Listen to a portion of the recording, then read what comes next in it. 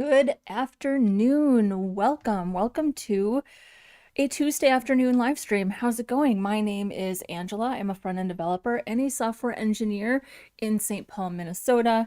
And on this channel, we practice, we practice vanilla HTML, CSS, and JavaScript.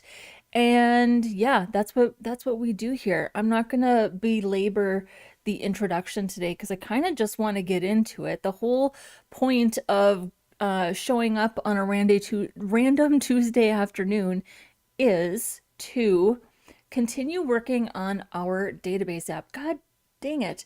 This whole thing here on Codex where just a hover, this is such bad usability. The Codex app has some UI problems. Here's the other thing. If we go to, let's go to actual size. Can anybody read that? Now, I am on a 27-inch monitor. Of course I can't read that. What is this? So of course, these work now. These work now, right? We can do all these things. But as soon as you start to zoom in, these don't work anymore. They have got a UI problem there. Not to mention the fact that this hover, what is this? This is a usability issue, I think. It drives me insane. Codex, can we like submit a request to Codex that they fix that? Like a bug report? Should I turn this into a short and tag OpenAI? Do they care? Do they even care what I think? Do they care what any of us thinks? I don't know. It's just driving me crazy. Okay, UI issues aside, yes, I have Codex open. Again, let's see here. Can I at least go into full screen? Yes.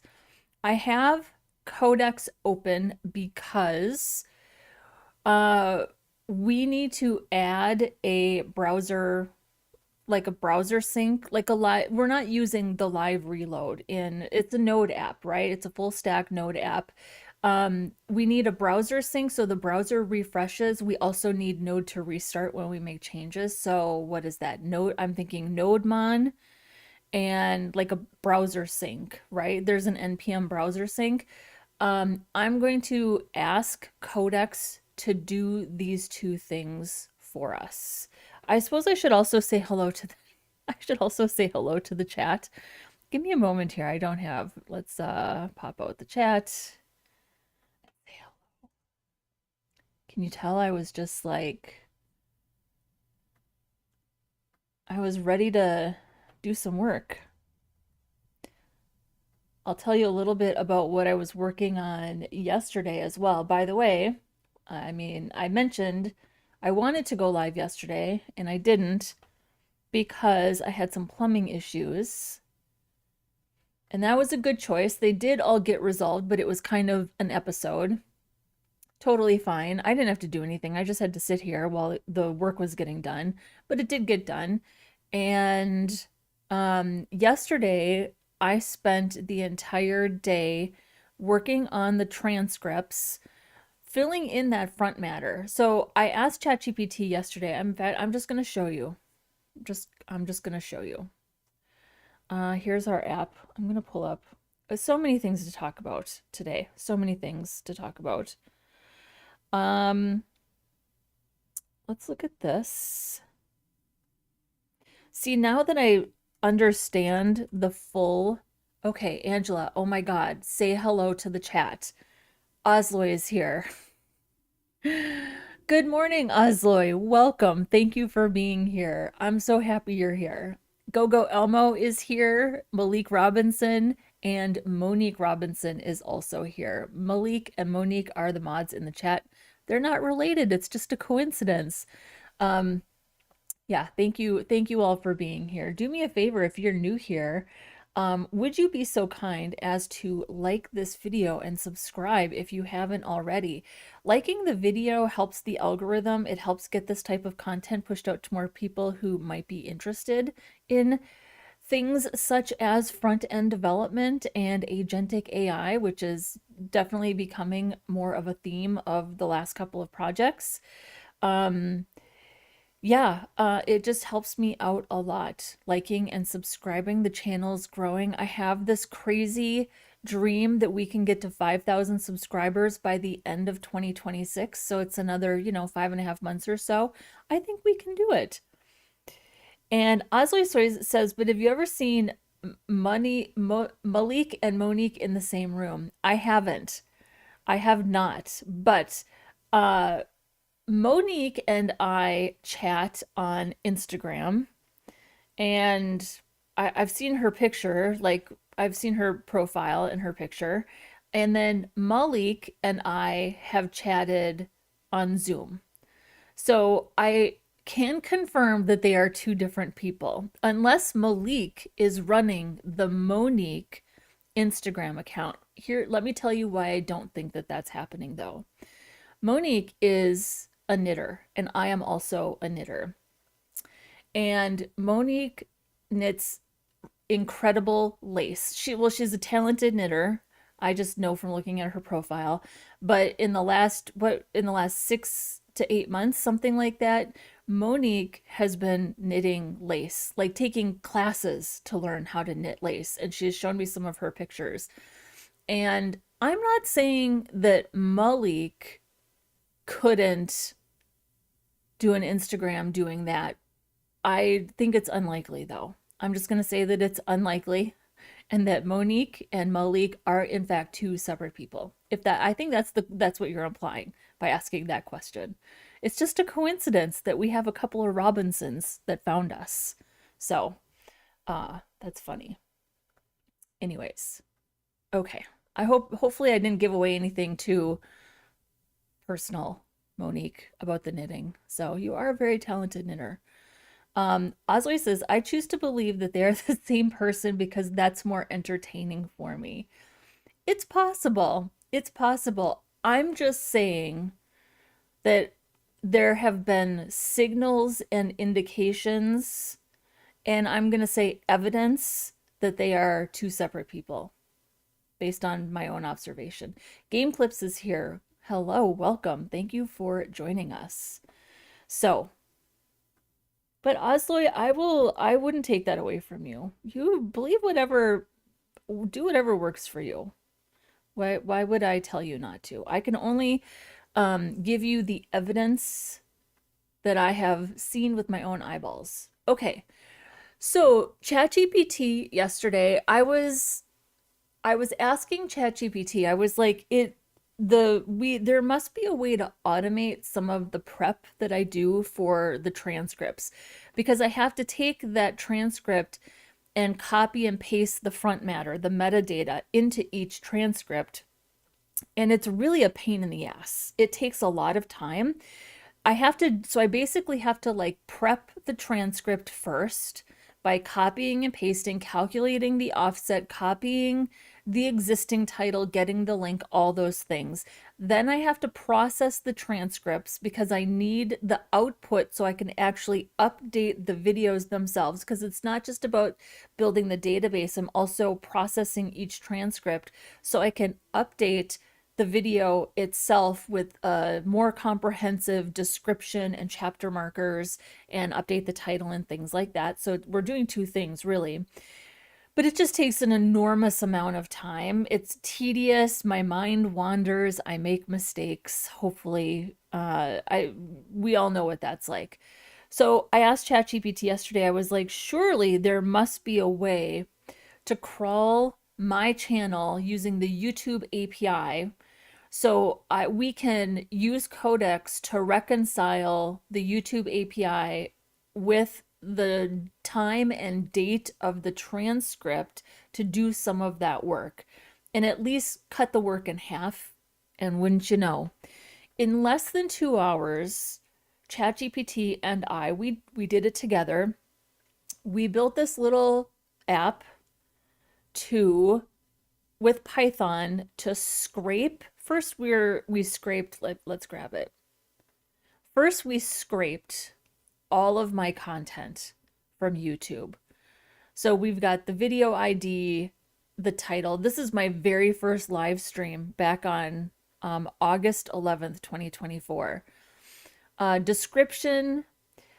The published at and the actual start time are different, because anytime you do a live stream, it takes my videos seem to take almost 24 hours to process. Then they are officially considered published. So these dates and times can be different. But we have an actual start time, actual end time, the time that it was actually published at. There's a duration, the status, the thumbnail URL, and the URL. Then we wrote a script where we actually match the transcript to the JSON, the live stream JSON first, and we had to name specific folders. We got all this data, like how many files are there, things like that. And then we had to do this a couple different times, because it really relied on the fact that the title of the transcript had both the date and the time that I started recording, because I think I've mentioned that when I hit, it's a two-step process to go live. In my software in OBS, I click a button that says start streaming. That establishes the connection with YouTube, but it does not mean that I go live. That's just the first step. My local copy of the live stream starts to record as soon as I hit start streaming. Then I wait for the connection to be established in YouTube, and maybe that's a minute or a few seconds or a couple of minutes, depending on whether or not I have my act together. Then I hit go live in YouTube, and that's when I'm actually live. So there's an offset. And the reason that's important is because when I transcribe the local copy of the video, it gives me timestamps. The timestamps are not accurate because they are counted. The timestamp is according to when I started recording, not when I was actually live. So we have to calculate this offset. Well, what I discovered yesterday, I knew this, but I was deleting them. I knew this. The the file name of the local video is the date of the video and the local time that I start. So let me pull that up and show you. I think this is so interesting. I hope you think it's interesting too, because this has been such a fun project to work on. I had been deleting these. So here's our transcripts. Get in nice and tight here. Here's our transcript. So I had been deleting these. So like here's the July 17th transcript. Well, I had processed a bunch of transcripts and I hadn't gotten around yet to actually cleaning these up. But you can see here on January 24th, 2026, this live stream started at 10:31 and 49 seconds. So ChatGPT was like, hey, a lot of your transcripts have this file name. That looks like the date and the time that you started your local recording? And I was like, yeah, but I've been deleting those just to keep it tidy, right? Just to keep it a little more organized. And ChatGPT was like, yeah, but if we get the actual start time from YouTube, which we did, the actual start time, we can reconcile the actual start time against the start time of the local copy, which is captured in the title, and do this calculation for you, so I don't have to do it. Yeah, and Oslo is saying you might want a time zone offset as well, or always use U2C when storing date times. Well, I don't control, I mean, I have no idea if I control. There is a time zone offset, like it's programmatically done in the Python. I don't think I have any control over the file name. I don't, so yes, I'm acknowledging your comment, Osloy. Programmatically, we accounted for that because clearly this is a local time and this is UTC. So we accounted for that. ChatGPT basically wrote all the Python to do all of that and add the front matter automatically to every single transcript that I had ready. So all of these got added automatically. The only thing I have to do is once I process these, well, I already processed them yesterday afternoon. It took hours. Once I process these, I will come back and fill in the new description, and I'm updating all of the titles. But everything else was done automatically. The date, the ID, the URL, it calculated the offset. It did a great job calculating the offset. And then I gave it a list of project names and repositories. So yeah, it was just, it in less than 2 hours, I was able to, where is it? I was able to get 72 files filled in with the metadata. Then I had Codex go through and process all 72 files. It ended up being 77 when I was done. All 77 files were processed with output by the end of the day yesterday, by like supper time, by around 6 p.m.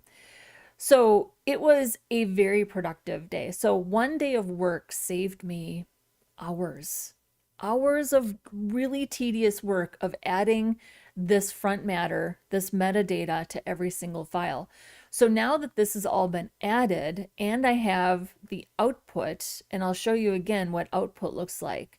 So output is number one, read the transcript, understand what happened in that live stream. Give me 10 titles that you suggest, write an optimized description, a bullet list of what was covered, create chapters so I can add chapters. Give me a suggestion for the next live stream, which really doesn't apply to the back catalog, but it's working beautifully for getting new streams scheduled. Like today, I will run this job. It will take 2 minutes. I will have an accurate title and description based on everything that we worked on today, plus chapter markers, plus 10 titles based on what I said we were going to work on in the next stream, plus a description for the next stream until we do it, right? And then I've got here, the job also gives me suggestions with a local timestamp for YouTube Shorts, Instagram if I want to make reels. So yeah, so powerful. So all of this processing got done. Now I'm just in the process of one by one going back through the back catalog. This morning I got 10 videos updated. I have not been able to do more than 5 in a day because it is so tedious to add the front matter, do the processing, then come back and finish the front matter, title and description, and then go update the actual video. That process takes such a long time. I was able to get through 10 this morning in about 90 minutes, which is spectacular. So, it was super fun. It was just so fun to get that data. It was so quick. I can't even believe how quick it was. ChatGPT told me exactly what to do, told me to go get an API key, help me set up the project, help me make this little app. It was amazing. So there's that. The other thing that I did, which I'm pretty excited about. So I'm gonna close this. I don't need this right now. The other thing that I did, oh, and this is also public. The repo is public. So if anybody wants to do anything like this, you're a content creator, you want to do something like this, it's all in my GitHub. I'm going to close this too. The other thing that I did yesterday was back to our full stack app. I initially was like, this needs to be private. My transcripts for sure are going to remain private in a private repo. Perfect. I realized yesterday that the database was not being tracked. I saw this yesterday. And so I asked ChatGPT, I was like, why are we not tracking the database? And I feel like I already knew what the answer was. The answer was because the database is the result of the importer. And as long as you have your sibling project with all the transcripts, the importer can be run anytime to create the database. And every time I finish a new set of transcripts, I run the importer, it deletes the database and it rebuilds the database. And it takes less than a second. It's so fast. And so I felt like, so when I asked that question of ChatGPT, the ChatGPT was like, yeah, that's exactly what's happening. So it's not being tracked. And I was like, well, if the database isn't being tracked in Git, if nobody can see the database, and if the transcript repository always remains private, why can't this be a public repository, right? So I made it public. So it's public. It's linked down in the description. If anybody is interested in doing something like this, you're a content creator, you have transcripts, you want to build your own database and make your own filter, this is now a public repository. The most important thing to me is that I'm keeping my information, my transcripts, and my data private. Because I just don't want people, anybody, I suppose anybody could download my videos and transcribe them but why give them away? Why do that? So I'm obviously not going to do that. I'm going to keep my stuff private. So there's that. Okay. So here we are. So what are we working on today? Actually, one moment. I have a runny nose. Give me one moment, please.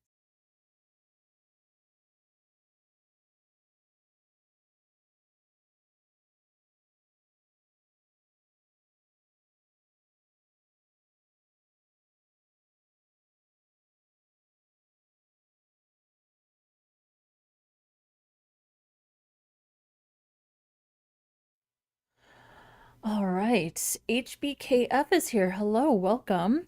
And I'm so sorry. I don't think I'm going to say this correctly. Dahansu is saying, what is today's topic? I'm going to let you rewind the video so you can see today's topic. We are continuing to work on our full stack app. Osley says, hold please. Your call is important to us at Holden Industries. Yes, it is. So, all right, should we get back to work? Should we? So the first thing that we need to do today, and I'm going to have Codex do it for us, is I think we need to install Nodemon and BrowserSync. Could I do it myself? Absolutely. But what do we pay Codex for, right? So maybe it's a good idea to let's write a prompt. This is what I'm learning is you got to like write a prompt, and Codex just needs, I feel like I have so much to say about it needs some babysitting. It just it needs babysitting. It really, really does.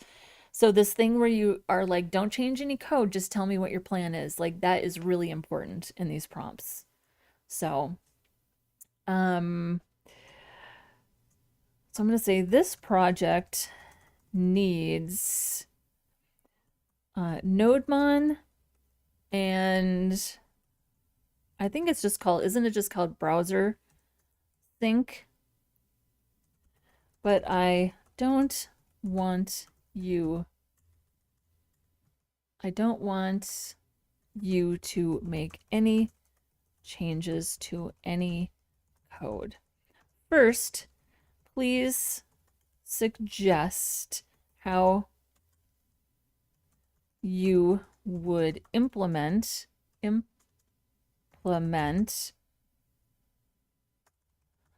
restarting Node and refreshing the browser.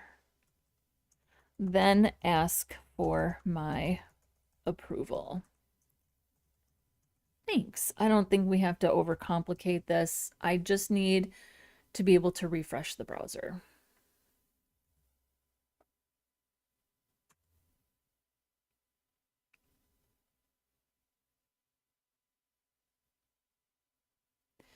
All right, so I'd implement development reloading with 3 dev dependencies. Nodemon, restart the node server when the backend config files change. BrowserSync, proxy the node server and refresh the browser when client files change. And concurrently, run both processes from one cross-platform npm command.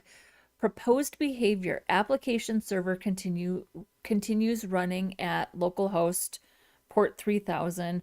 Browser sync runs at port 3001 and proxies port 3000. Changes under server or relevant config files restart node. Changes under client, which is where our HTML, CSS, and JavaScript live, refresh the browser without restarting node. Wonderful. Generated databases, transcripts, test, and documentation are excluded from watching. Production behavior and existing commands remain unchanged. Proposed scripts. I would likely put the detailed Nodemon and BrowserSync settings in dedicated config files so package.json stays readable. Then document npm run dev briefly in README and verify startup, server restarts, and browser refresh behavior. Would you like me to implement this approach? Yes, please continue.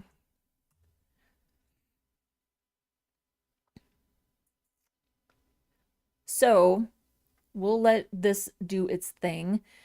Gosh darn it, stop with the, go away.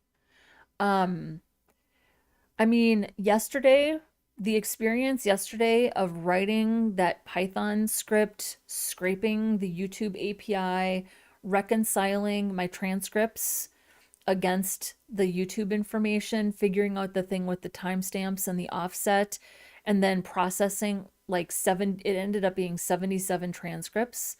What a day. I mean, the power. It's not that I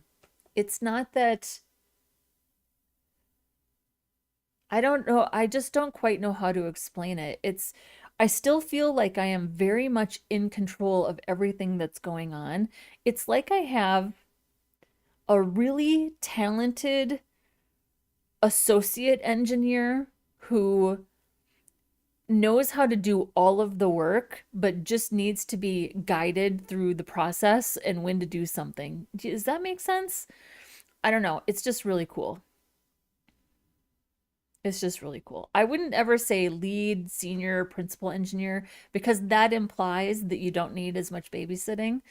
And let's face it, it's the juniors and the associates and sort of the mid-level engineers that you kind of need to keep an eye on. That you need to keep them sort of focused and moving forward and make sure they're doing things in the correct order.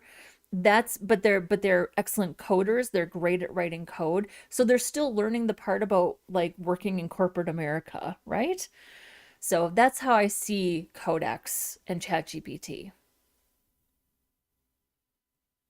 Anyways, okay. I'll add development tooling only. There are existing uncommitted changes. That's fine. I'll preserve them and won't touch either file. The development tooling will watch those files but remain isolated from application code. The tooling is configured. Nodemon watches backend config files. BrowserSync proxies the unchanged app on port 3001. And npm run dev starts both processes together. I'm verifying normal tests plus the development startup and proxy now.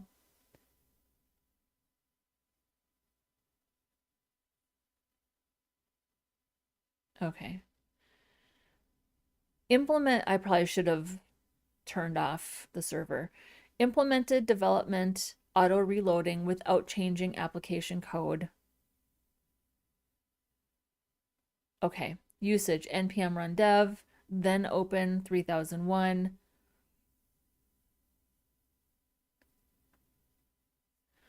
Well, let's do this. I don't need this. Let's close everything.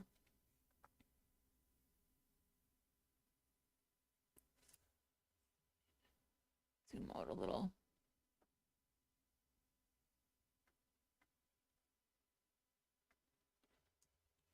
Let's kill this terminal and start over.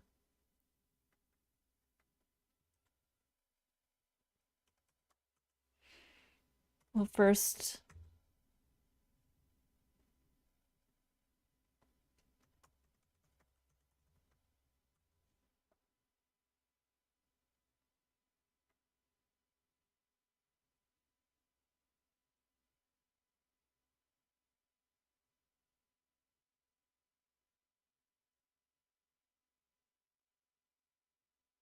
all right.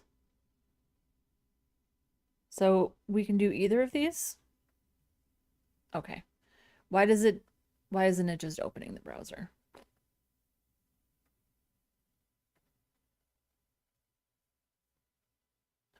Here we go.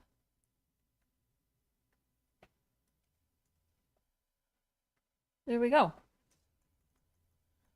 So let's make sure that all I want to do is make sure that when I change, let's see.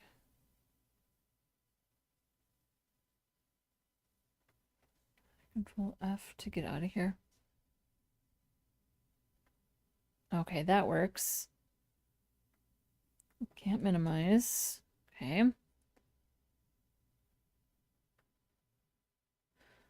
Just want to make sure that when I change anything inside client, we're getting a browser refresh. So let's do this. Let's just change.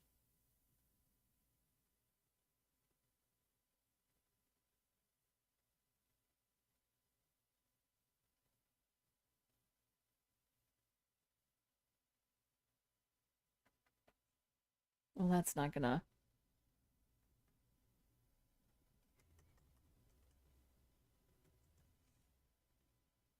Okay, we're getting our browsers. What is that? I don't like that. Stop.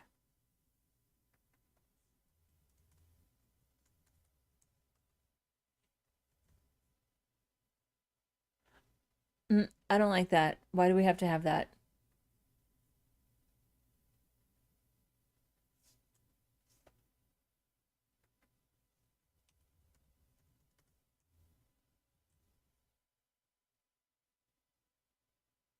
Okay.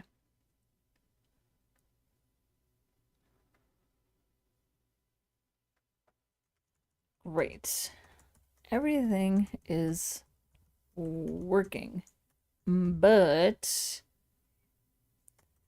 there's a black overlay in the upper right-hand corner every time the browser refreshes. I don't like that. Can it be disabled? Yes, that overlays BrowserSync's refresh notification. I'll disable it by adding BrowserSync's no notify option. Reload behavior will remain unchanged. Thank you.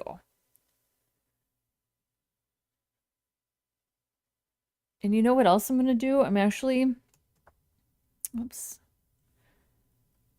I am not going to, I know this like defeats the purpose of using an IDE. I think it's annoying though to have it be, it just takes up too much real estate for me. So I'm actually going to put it over here in the terminal instead. So I know it defeats the purpose, but it's just how I like to do it. So right here, npm run. Whoops. Dev. So we'll go to localhost.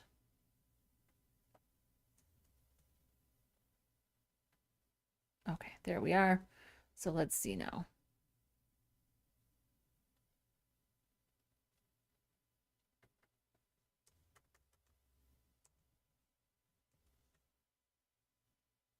Thank you.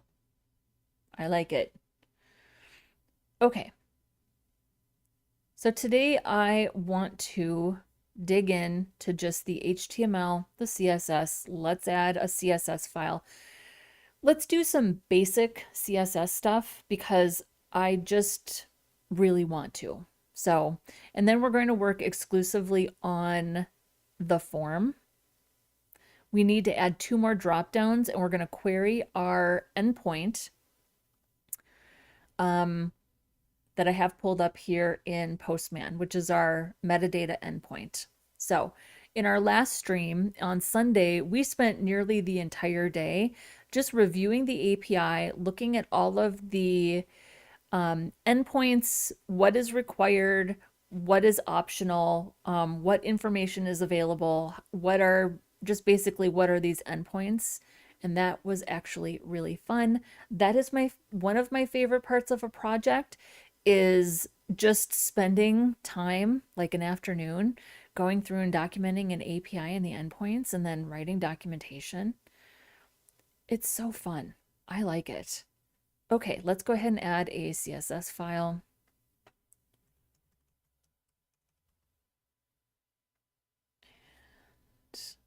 Get it right in here.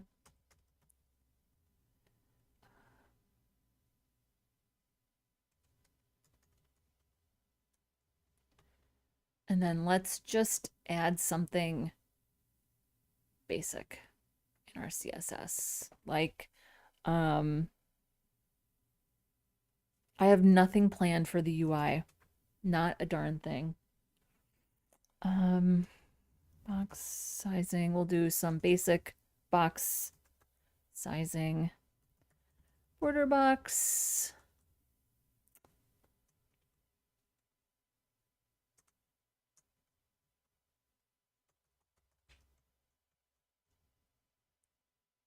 Oh my gosh, Angela.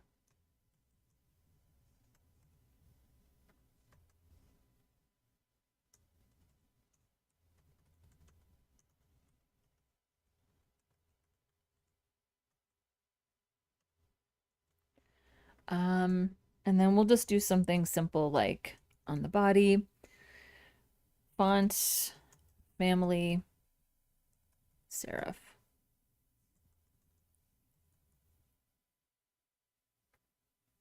And that should change our fonts. No. So is this, wait.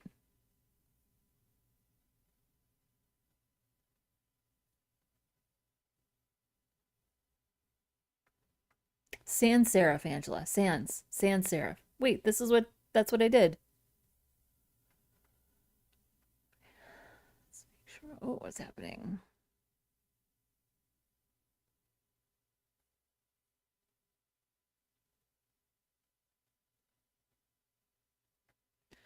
So, does this need to be like documented someplace in the config, or do I just need to, do we need to do this?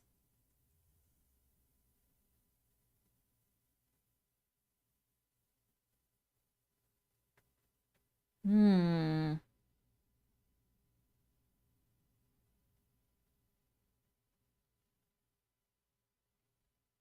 I don't know. I don't know. Do I need like the full, well, how are we linking the JavaScript? Oh,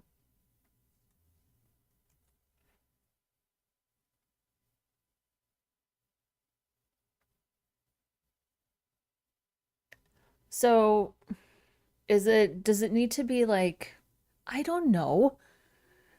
How am I supposed to know? I didn't build the thing. Why is it not reading this file? Does it need to be like added to the config or something? Did I mean, I did say that I was going to be responsible for the front end, but you didn't at least like set me up with a path for a CSS file? Okay, let's ask. Okay, works good. Next, I added a style.css and linked it in index.html, but the browser says it's 404. What gives?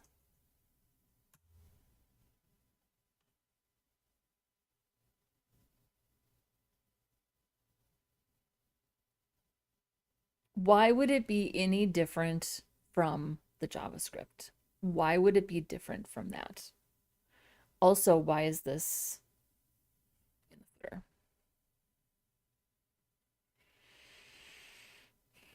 The 404 happens because the node server uses an explicit static file allow list. It currently serves only, okay. Although style.css exists and the link in index.html is correct, style.css is not registered in server static.js.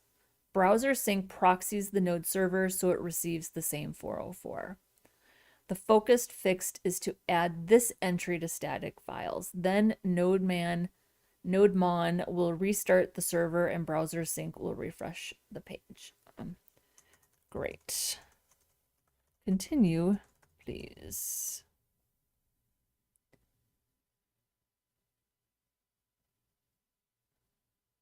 Okay.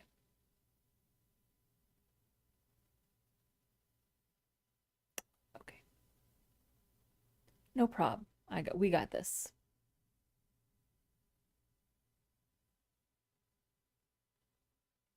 Okay, looks like we're good. Okay. I have no plan for the UI, but let's just do something. Actually for now, let's stick with this. This looks actually fine to me. Where are we here? So here's our form. Here's our H1. This is in the main.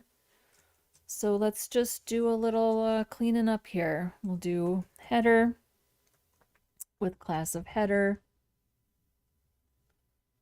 And then this is main with the class of main. And then let's make sure that we have a footer with a, whoops, with the class of footer. And we'll stick something in here. This is the footer.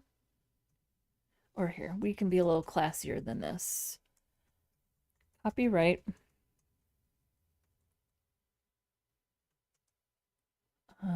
2026.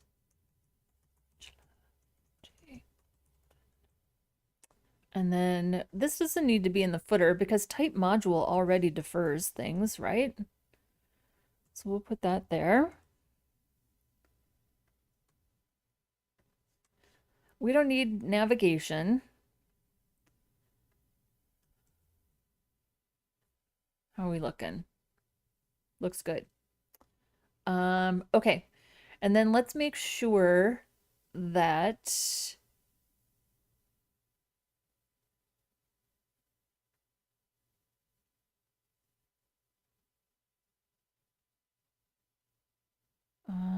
I kind of just want to put another wrapper around everything. I suppose this is where a little planning might have helped. So we've got a section with our results. Results. This is our form filter. Here's the status message. So what else is this? Must also be the status message right here. Yes. Okay. Here's the label for the search, which is this value responsive table.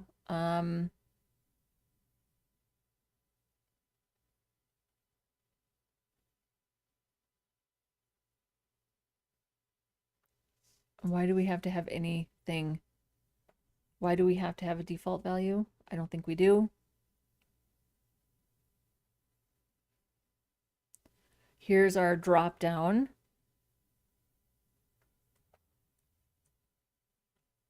This is the keyword search. I'm going to say search by keyword.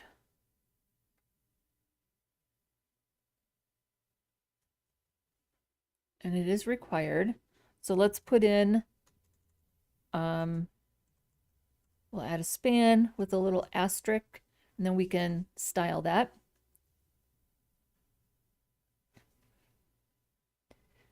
I'm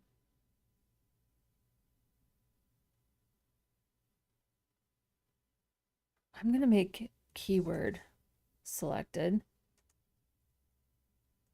Technically, I feel like one of these, even though we know it's not required, well, I guess is the mode required?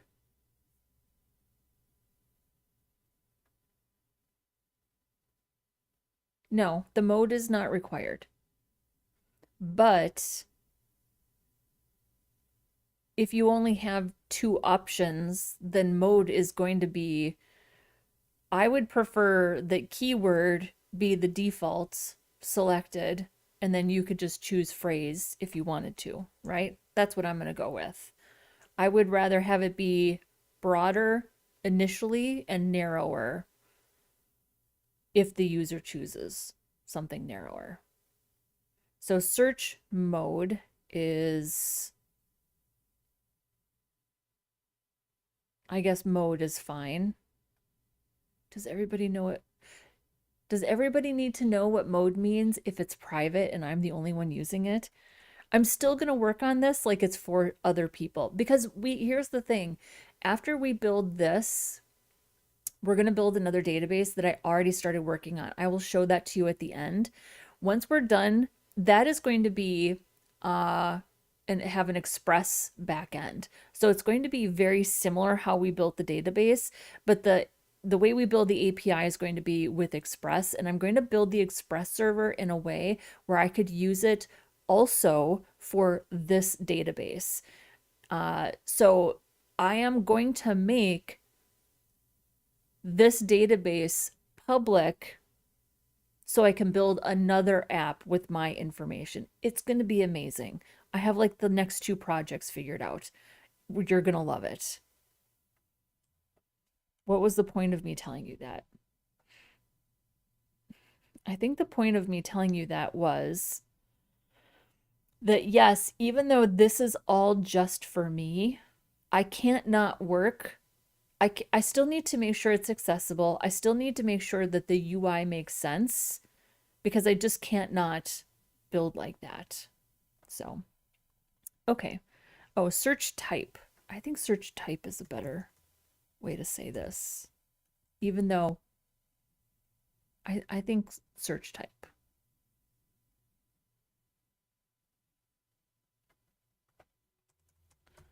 Search type. Okay. So submit.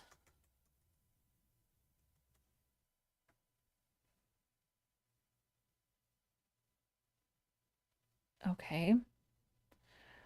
So let's give the form a class of form. And then let's make sure that this has a wrap. So we'll do a div class of wrap. That'll wrap the entire main.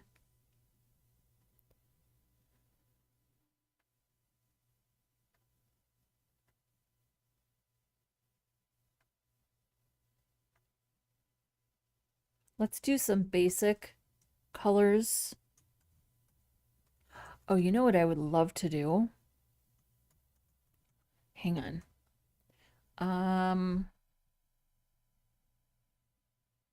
Can I find this? I saw this on Instagram. Let me see if I can find it. I saw a reel. I really, really like this idea. Let me see if I can find it.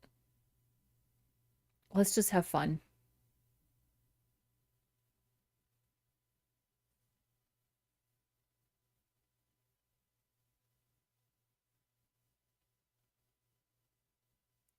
Please, I'm finding it. Did I hope I saved it?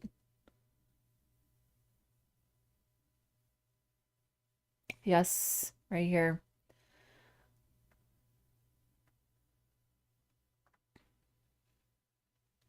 Six amazing UI color combos.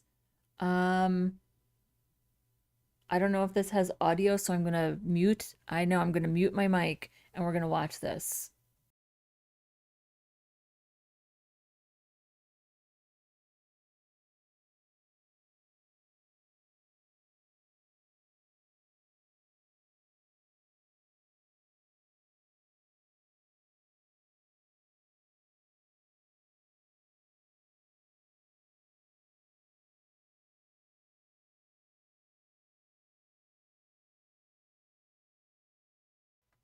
Okay, right here. Oh, it is muted.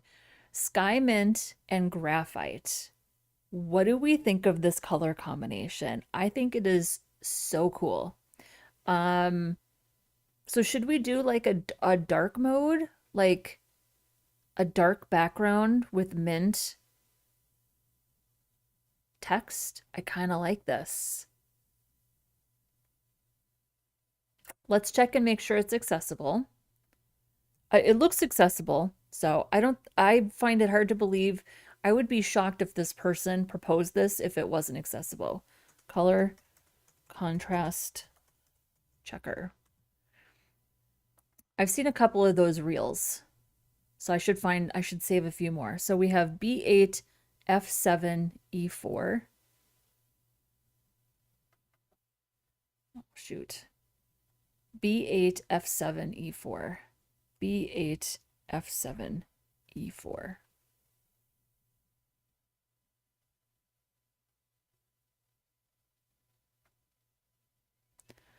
There is currently a critical bug in version 150 of Chrome and Edge browsers on Windows that will cause the browser to become unresponsive when using a color picker eyedropper.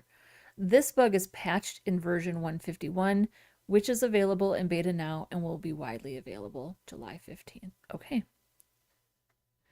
Graphite 25272C. 25272C. Look at that. Do we love that? I love it.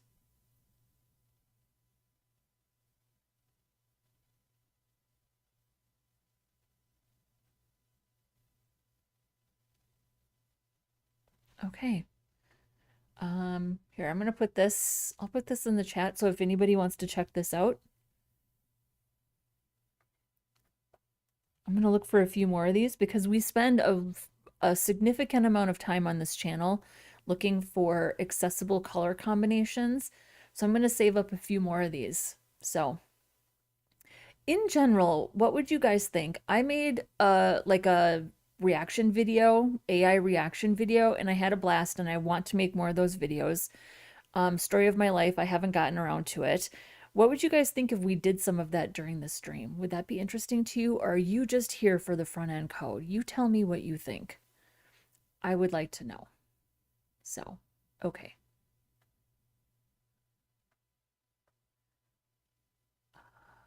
Okay, so where are we going to put this?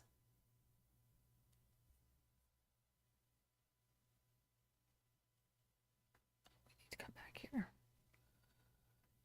Okay, so this will be our mint.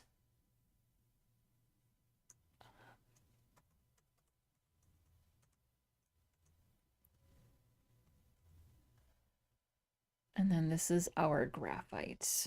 I have to remember to, no, you don't have to remember how to spell graphite, Angela. Graphite. Only have to remember, I think I only have to remember how to spell it once.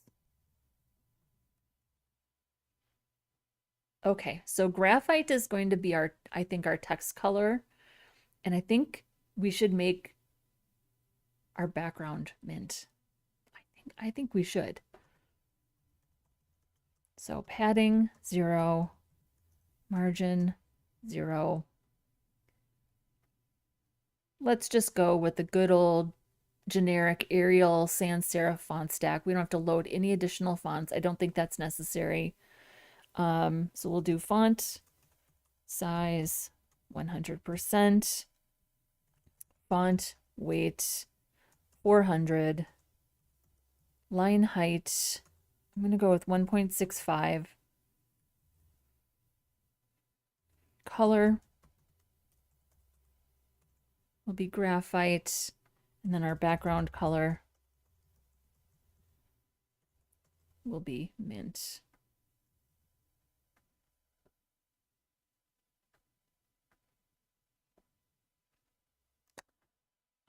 Let's see how it goes. Let's see how it goes. We're in the beginning stages. Rome wasn't built in a day. Okay, our wrap. So let's make the max width of the container. I usually do 75 rems. I'm going to do 100 rems because I think we're going to have a lot of results, and I feel like I'm going to need a lot of space to organize those results, even though we're not really there yet. And then we'll just center this 0 auto. Somebody tried to convince me that margin 0 auto was a hack for centering. I disagree. I don't think that's true. Okay, what's going on here?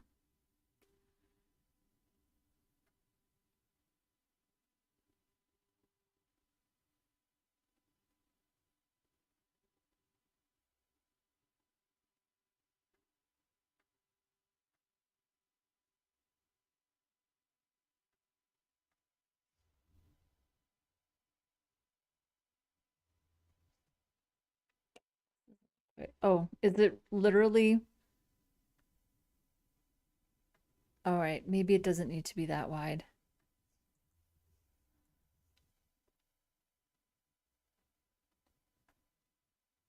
There we go. Should we put this on the bottom?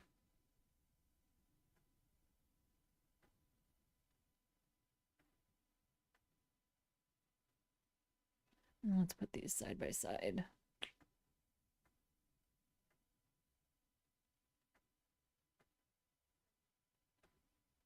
There we go.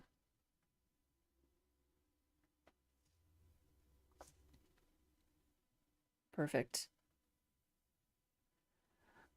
Okay, And then we'll call this the primary heading.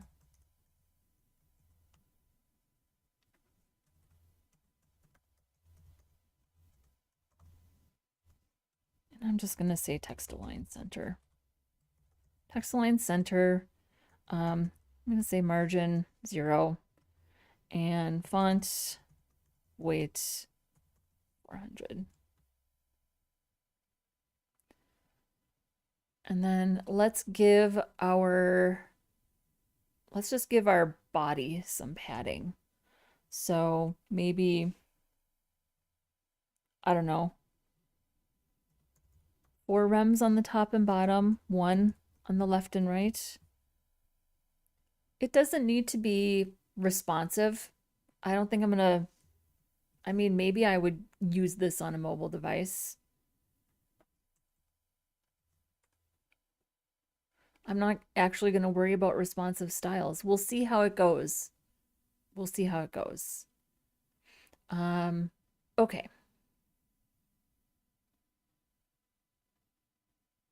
So let's put this keyword search, open text search at the top, and then let's have 3 drop downs on the second line, and then the search can go on the last line.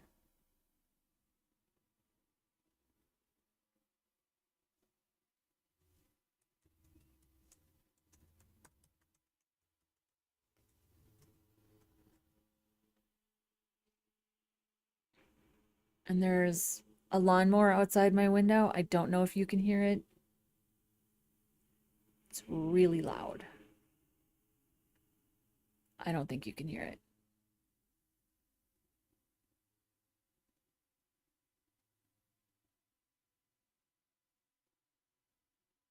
Okay, so we're gonna say div.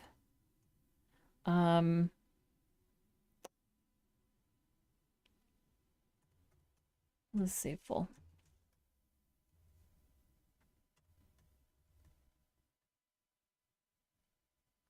And then we've got, I'm going to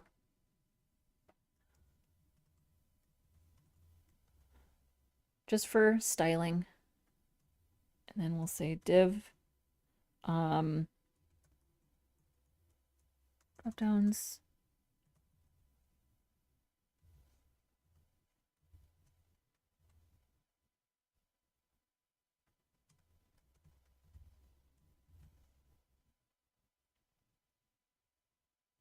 So we'll say form full width 100%. It's a div, so we already know that, well, it's already full. It's a div, so it's a block level element. It's already with the 100%. So really what we need to do is input type search. Yeah. Input type equals search. That needs to be 100%. There we go. And then we have our drop downs.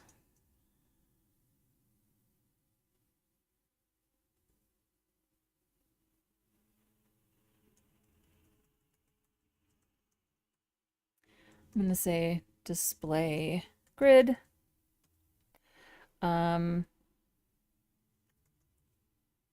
Grid template columns. Repeat 3, 1 FR. These are going to need to be inside a div.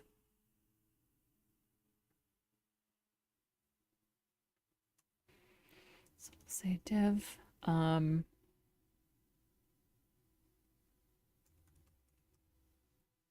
Select.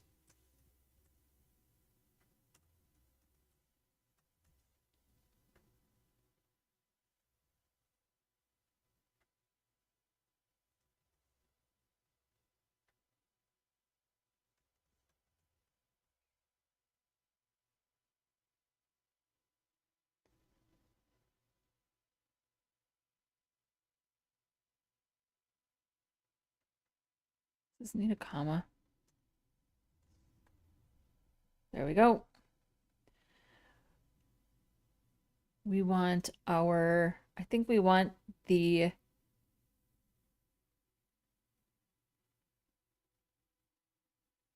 select to be with 100%. So we want the select to be with 100%. There we go. And then let's make sure this has some gap. We'll say 1 rem. Okay, it's still pretty ugly, but this is at least taking shape now. Okay. So here's our layout. Now let's just combine some styles. Let's do it up here. So input,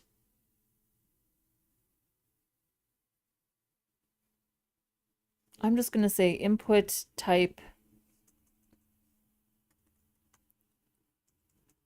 search. Oh my God, the lawnmower is so loud. Okay. Input type search and select. I'm going to say border none.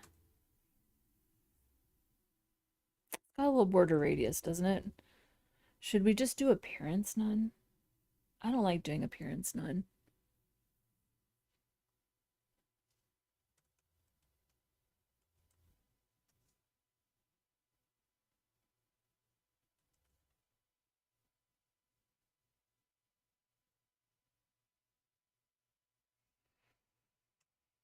Give it a little padding.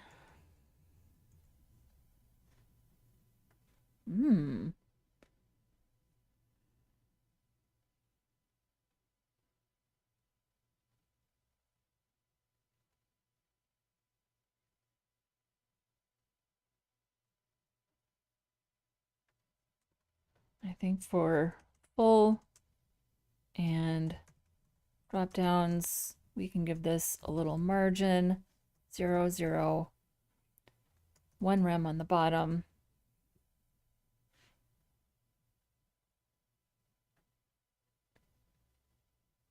And then let's style our labels. So the label, I think we can just do a generic style for the labels.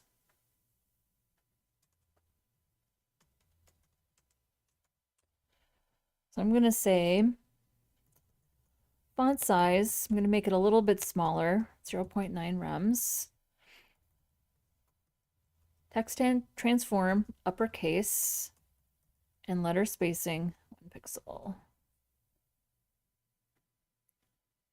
It's a little roomy.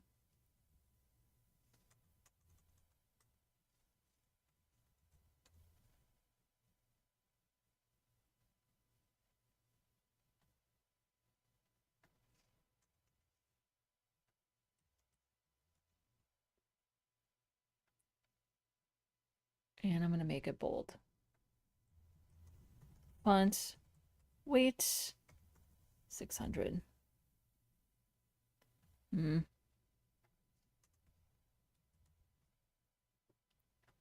Ooh, I don't think we have 500.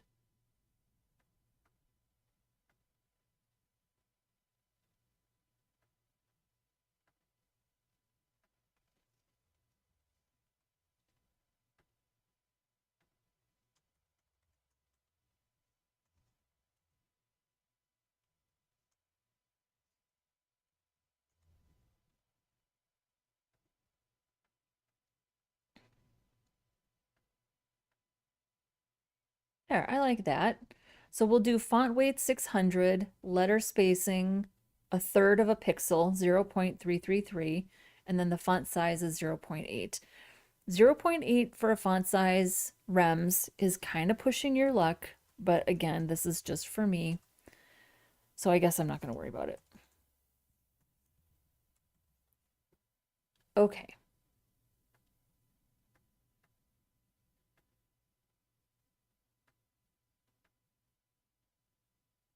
What are the issues? Duplicate form field ID in the same form. Oh, because I copied those drop downs. That's fine. Okay.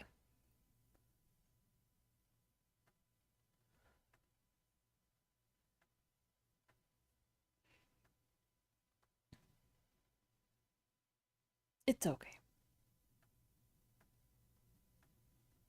So what if we go back to 100%? That's pretty small. I'm going to see what this looks like on. It's tiny.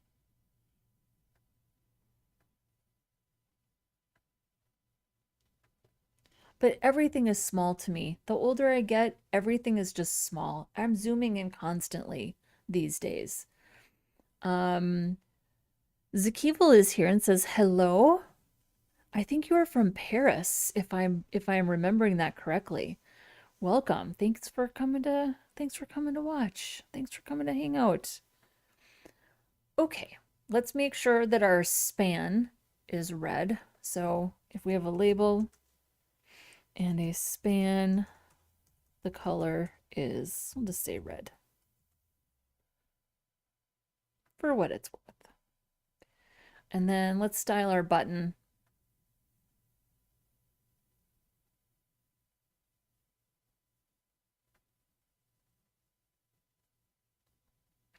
We need to do something with this background color. I wonder if we could do like I wonder if we could do like a gradient or something.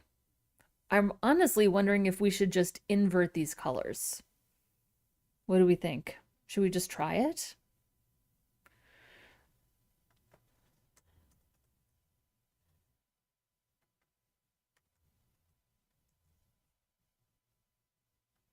I kind of like this too. I know a lot of people prefer this. It's not my first choice. I'm going to go back to what it was. Usually when something feels a little bit flat, what I do is I end up doing like a background gradient, and that kind of fixes it. So let's do our color picker, and then let's just find kind of like a subtle gradient.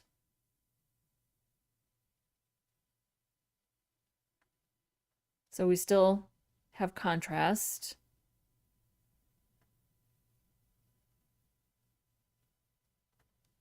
We still have contrast, so let's try this.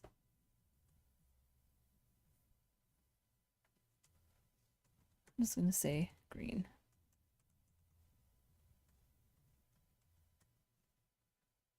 What do we think? So I prefer going from dark to light, but we can do it either way. So I'm going to say background image, linear gradient, and we'll say left to right, comma, var. We'll go dark green, comma, var, mint.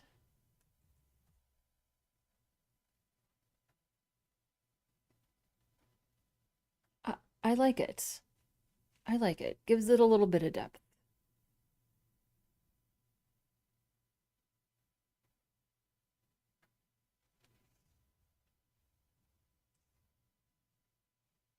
She's tiny. That's okay. Okay.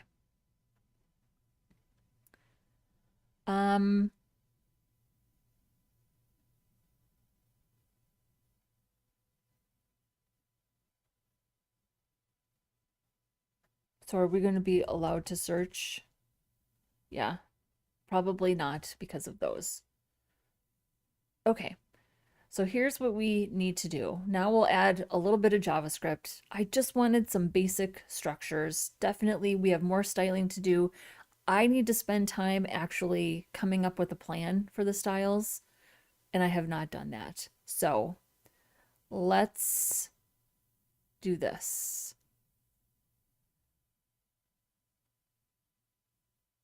So we know that we are going to need these are going to be filled in with JavaScript, right? Because we're going to get those. I mean, honestly,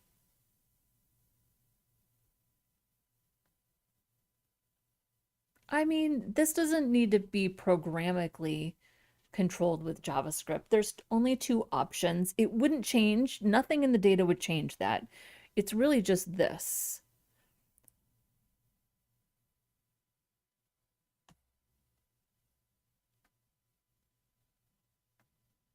So it's projects and months.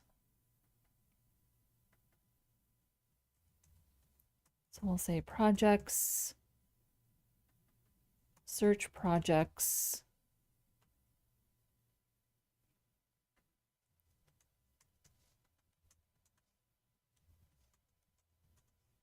and then months, search months.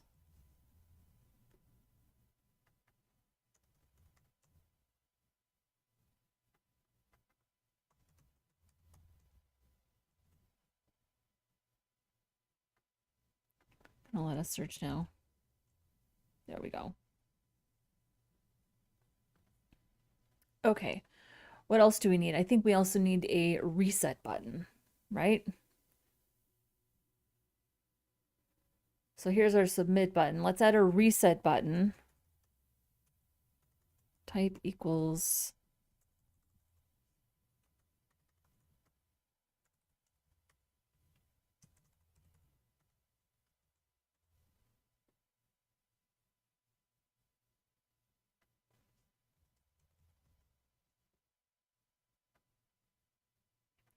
but reset doesn't clear our results.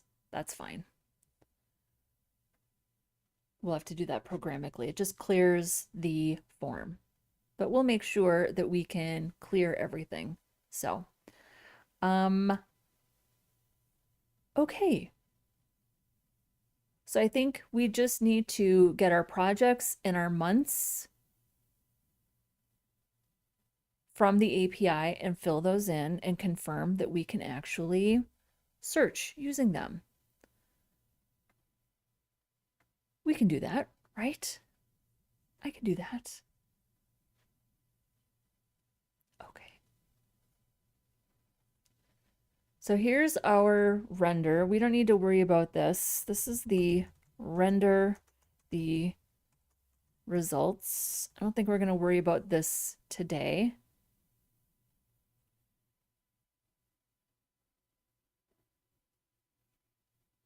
This is fetch the JSON. Here's loading the metadata, which is what we need.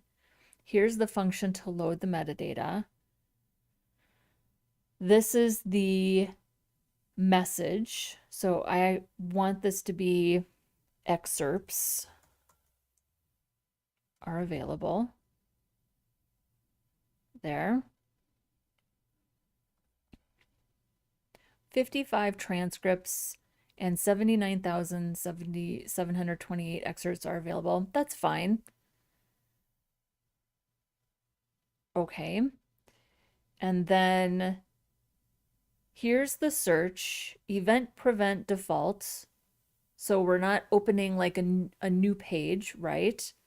Result list, replace children.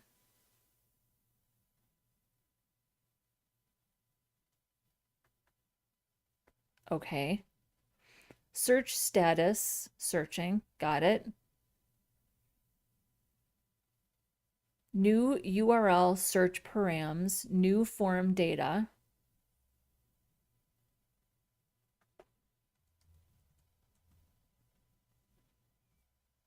Okay. Matching excerpts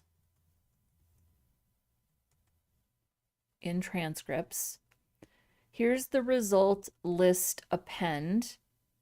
The response using the spread operator so we know it's a copy of the response.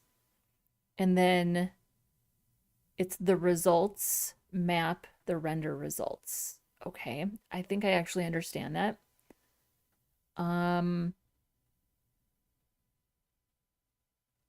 So this is for the results inside the handle search, but before we handle search, we actually need to load the options. So I feel like we need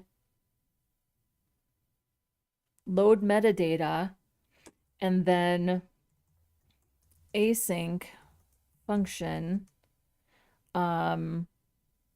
Or do we just want to do it up here? If we're loading the metadata, maybe we do a function to render the dropdowns. So render dropdown, and then we handle that up here. Just like metadata status text content, we would just, yeah, I think that seems, so let's do that. Render the dropdowns. So function render dropdown, and I'm just going to call it data.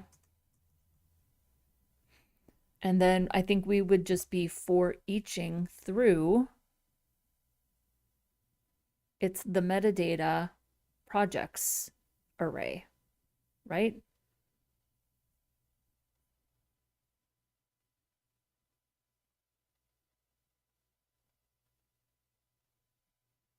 Metadata totals transcripts. Yeah. Although totals is an object. So metadata projects is an array, and we would loop through that, right?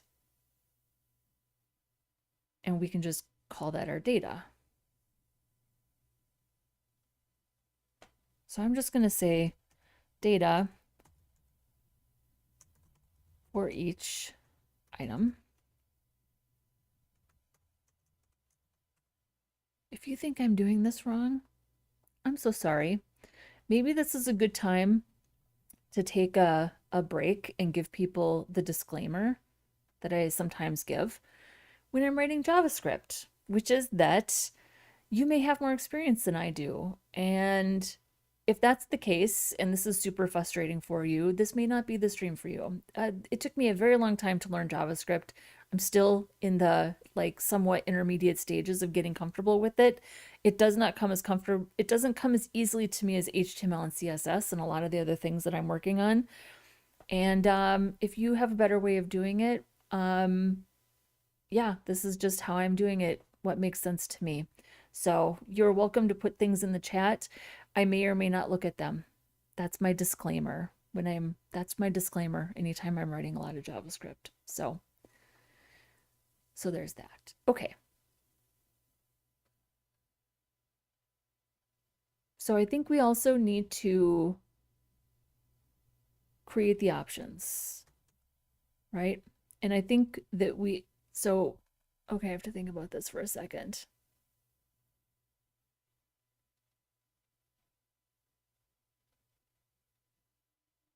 So this is specifically for the options. So I'm just going to say option,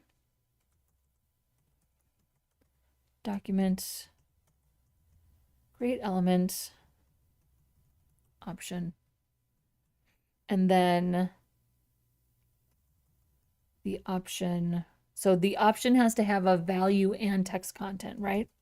The option value is the item. I guess it's just the item name. Didn't we decide that? Yep, it's just the item name.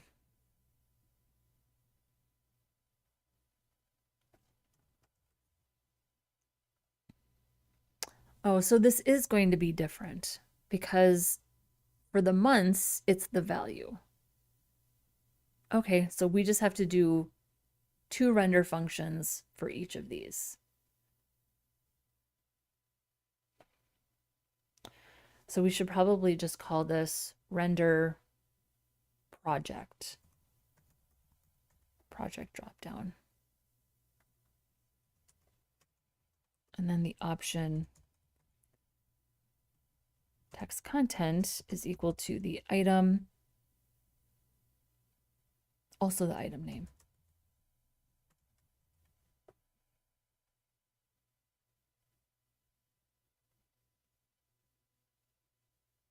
Okay. Render the project dropdown. Render the months dropdown. Function render months dropdown. Get the data.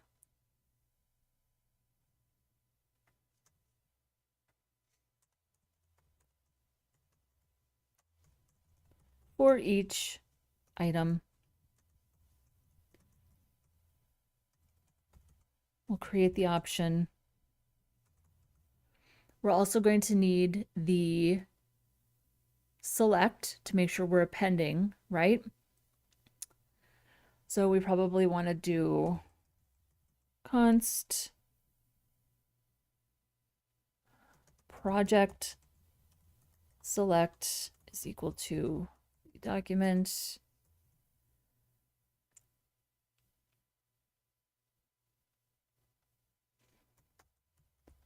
query selector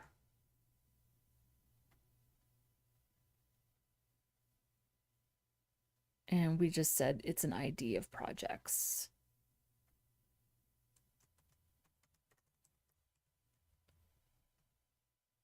And then we probably want to say, like, if there's no project select, go ahead and return.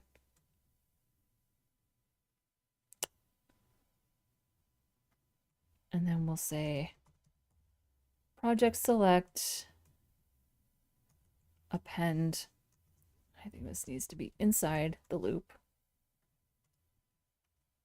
Append the option. Right?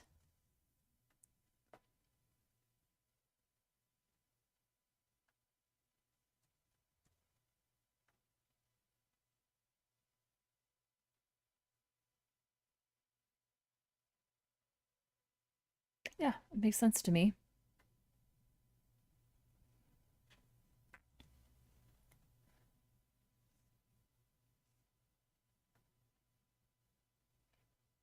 Okay. See, if these had the same names, like if this was called value,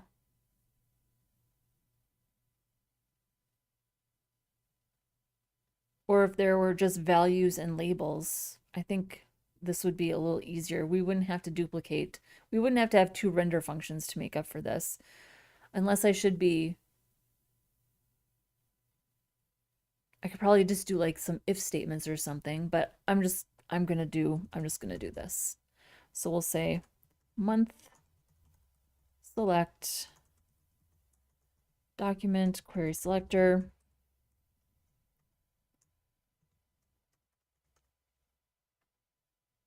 months.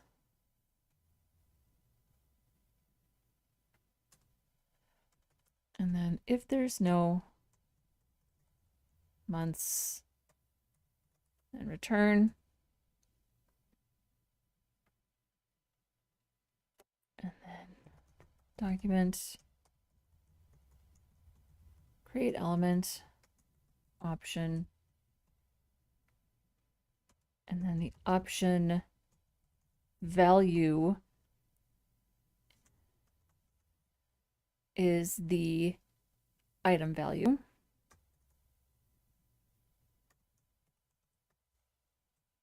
And the option text content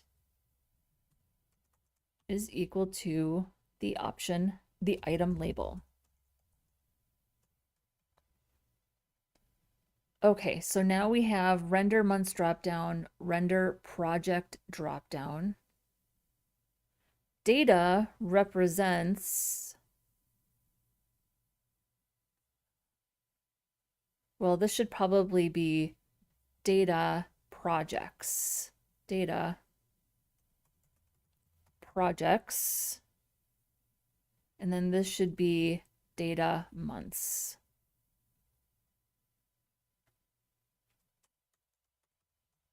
Because those are both arrays.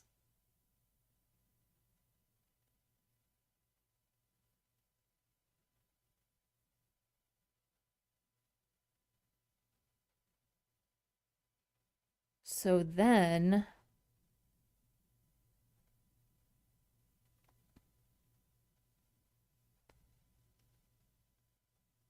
I think that I can just render the project dropdown, metadata. Wouldn't it be so fun if this worked?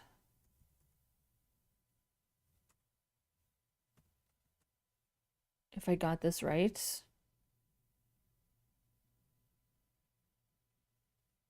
Oh, and then I think we have to month select, append options.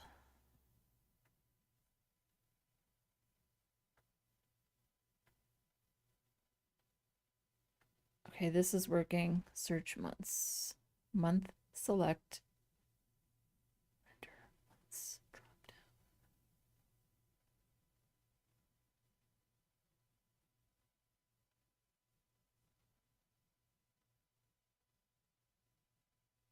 Oh, right here.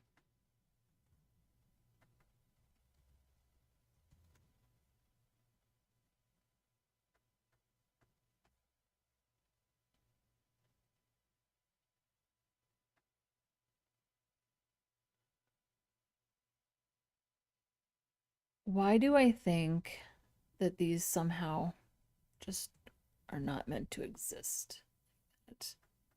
No. Okay. So that's not the problem. Hang on.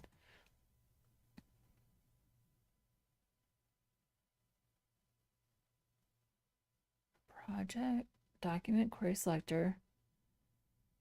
If no project, select return. Month select document query selector months. That's right, right? ID months.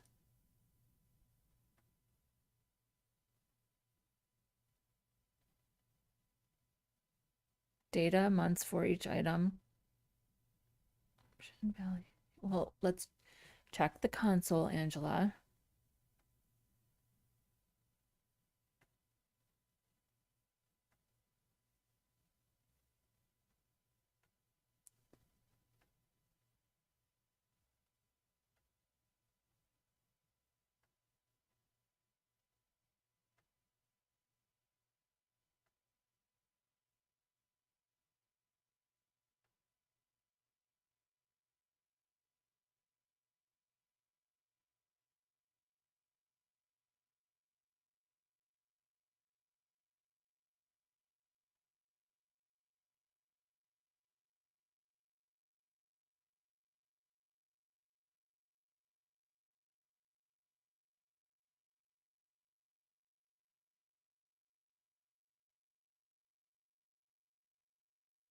Is there something wrong with our data? Let's start with that.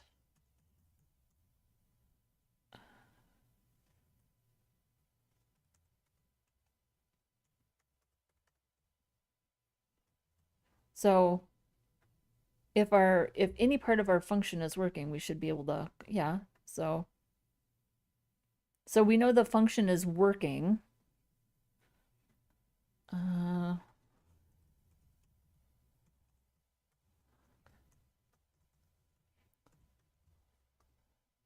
There's our items.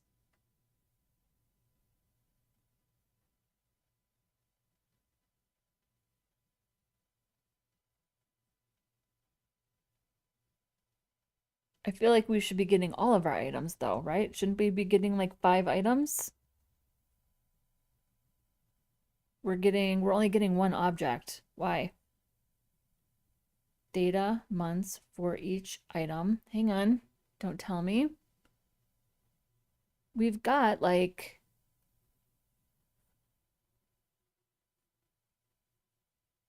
Why are we only getting the first one?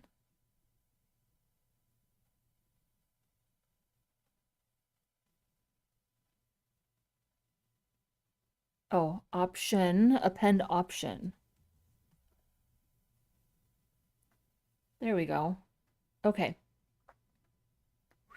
Okay, let's see if this actually works. I don't know if actually adding these.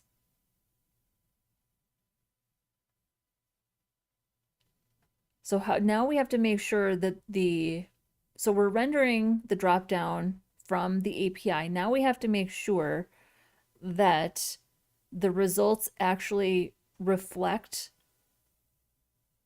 those endpoints. The API supports that. I'm not sure. I'm sure there's something else that we're going to have to do. So we'll do something generic like CSS. Oh.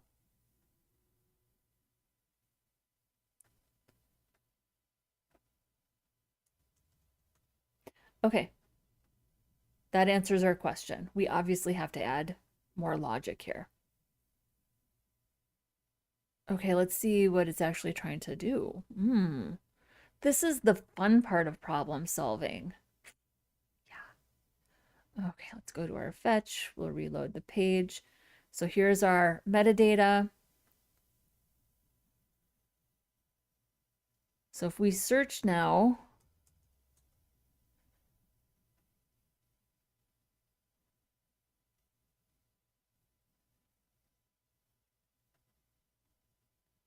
it's query CSS, mode keyword, project. Oh, you know why? Because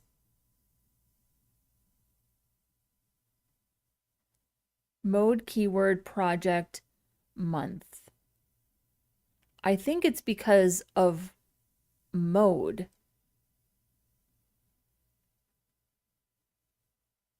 No, you can have all three, can't you?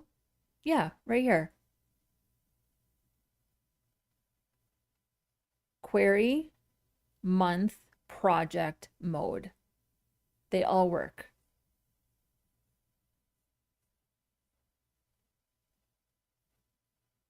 Query, mode, project,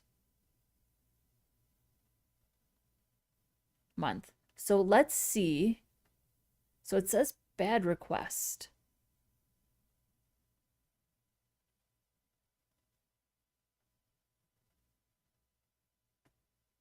So this is, I was thinking for a second, maybe it's the port.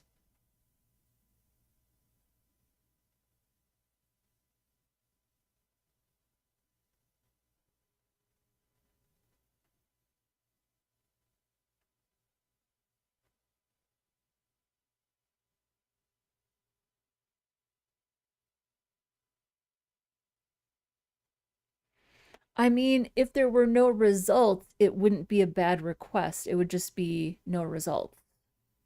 Which also makes me think that we need to make sure that we shouldn't have default values here.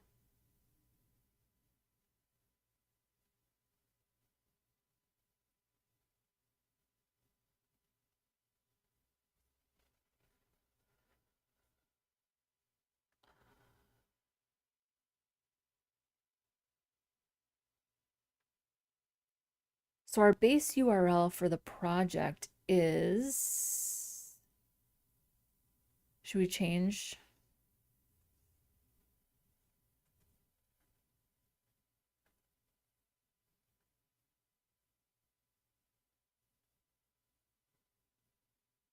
Okay, so that's working. So now let's do this. So mode keyword, and then let's grab, here's our name right here. Let's grab this as our project. We've got July 2026. And then I'm just going to put in CSS. It shouldn't be a bad request. It should just return no results. But it shouldn't be a bad request. So I don't know why.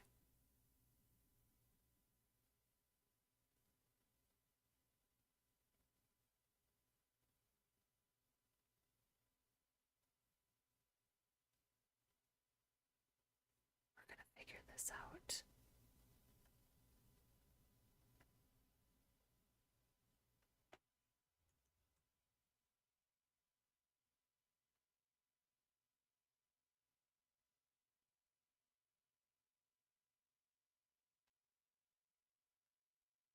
Oh, it's because project and months. That's why. That's wrong. Okay.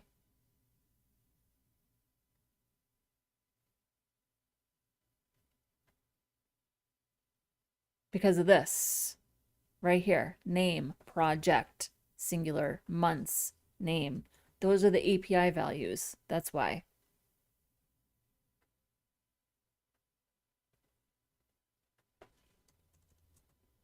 There we go. So this is working, you guys. This is problem solving. Yes, at its finest. So those endpoints, see, do you see? Hopefully you can see here how much work Codex did for us. Well, it's the query params, right? It's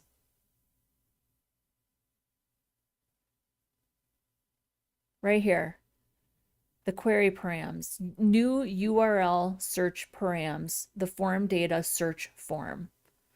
So it's basically saying, hey, use the data from the form, the search form, as those API endpoints. And name is the API value. So if you've ever seen me work on a form or just do like a basic subscription form, not so much, but just like a basic email form, I always call this the API value or the API name. That's really what this signifies. So because of the URL query params, it's looking at the name value of the actual input as what that parameter is. And the API is very specific. It's project, it's month. And I put in the plural value here because I was looking at this. I was looking at this. So let's just change it. We'll just change it for all of them. I'm just going to change project. I love problem solving. Month. Month. Okay, and then let's update it here in our render functions.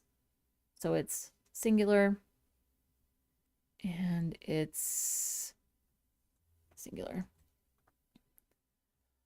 I think if the API was more consistent using my preference, if I had bothered to notice, I didn't even notice.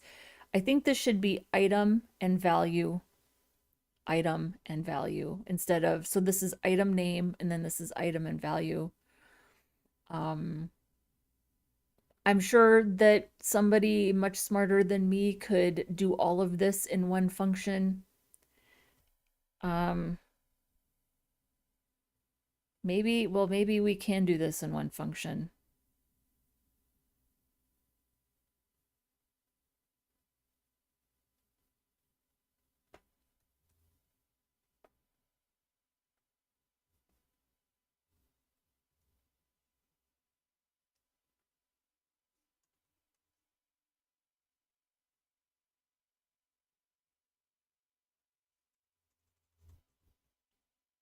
Render dropdowns.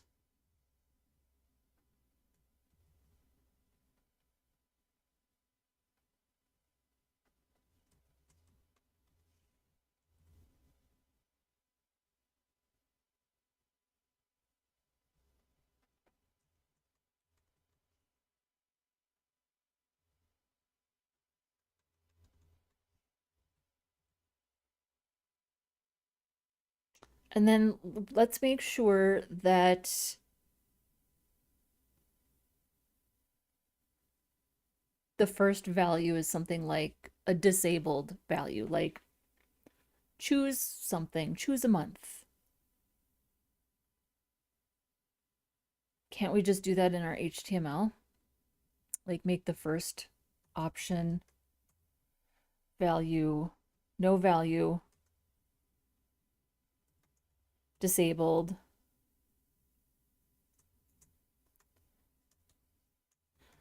Pick a month, because these should be optional, right?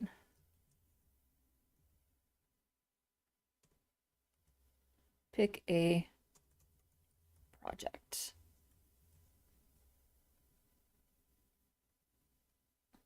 I think it's replacing.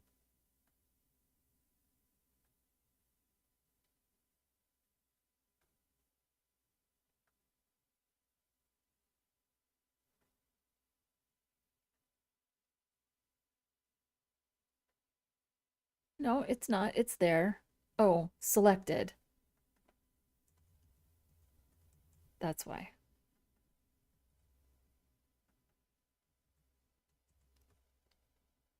There we go. But we don't actually want these to be, but they don't have a value, so they're not going to go through. But you know what will happen? Hang on, we can fix this. Oh, wrong thing. I didn't want to do that. Let's go back here to horizontal. So there's no value. We're just showing text for the option. So if I do a keyword search for CSS, is it, let's see what is happening here.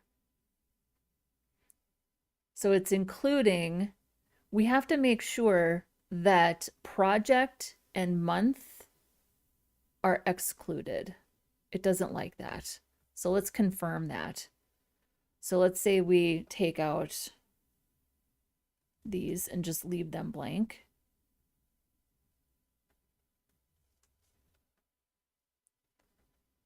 Yeah, invalid query. So I think that it should still work. In my experience, the query should still work, but also let's just make sure that these are not included if they're not filled in, right? So probably we want to say something like, let's go back to our, we probably want to make sure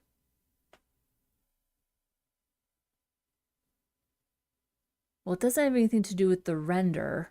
We want to make sure that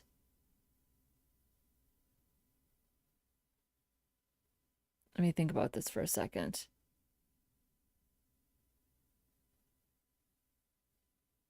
We would probably do this here, right?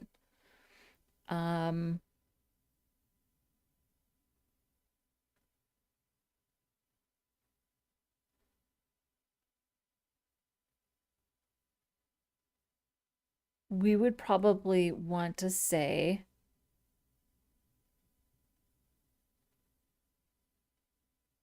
for parameters.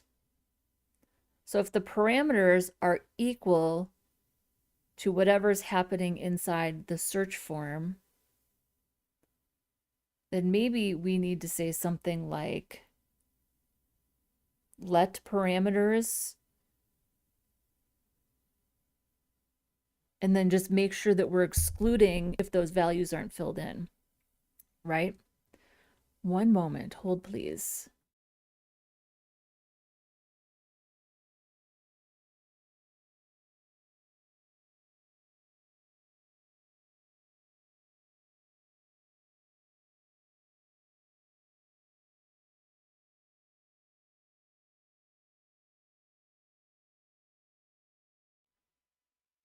Okay, where is our search form?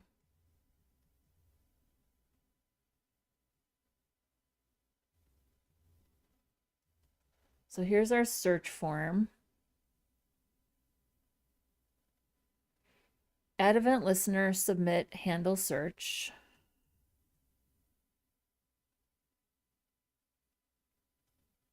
So let's do this first. Console, I think that this is what we have to do. Console log parameters.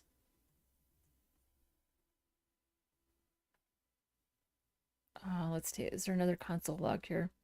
Let's take that out. Yes. Okay. So here's our URLSearchParams.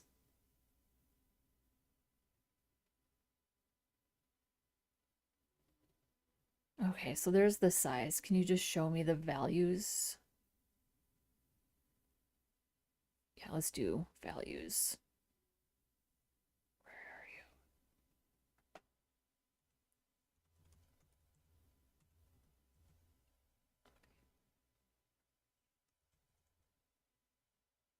Oh my gosh.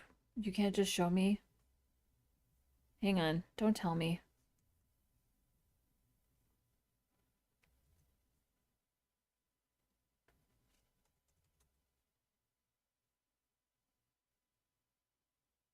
I want to console log everything that's happening here. Size. Do I have to for each through to see them all? You can't just show them to me. Set values.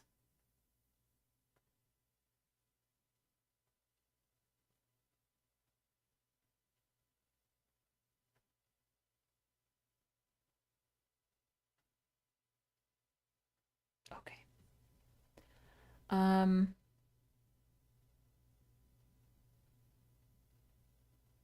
about this? Hang on.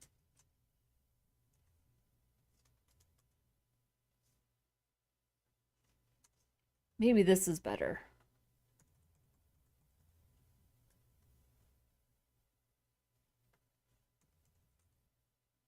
No, because we're not getting the response. Okay. Here's what I need to figure out how to do. I'm going to have to ask for help. Because we're getting close to time. I mean, I don't have anywhere else to go, but let's do this.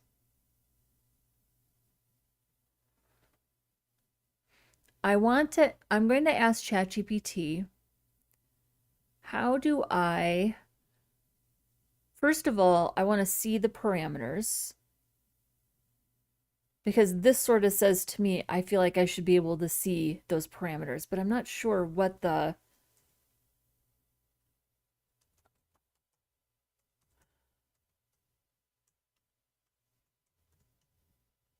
Do I have to for each through the parameters to see them? I don't think I do. I feel like I should just be able to see them as a string. Why can't I just see them as a string?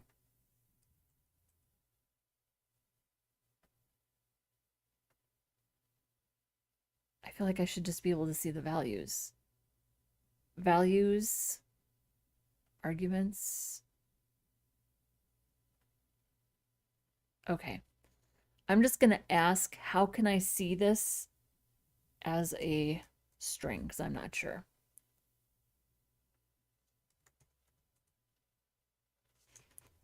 How can I see? How can I console log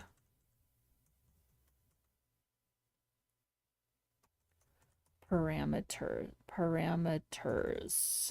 And then let's just take a picture.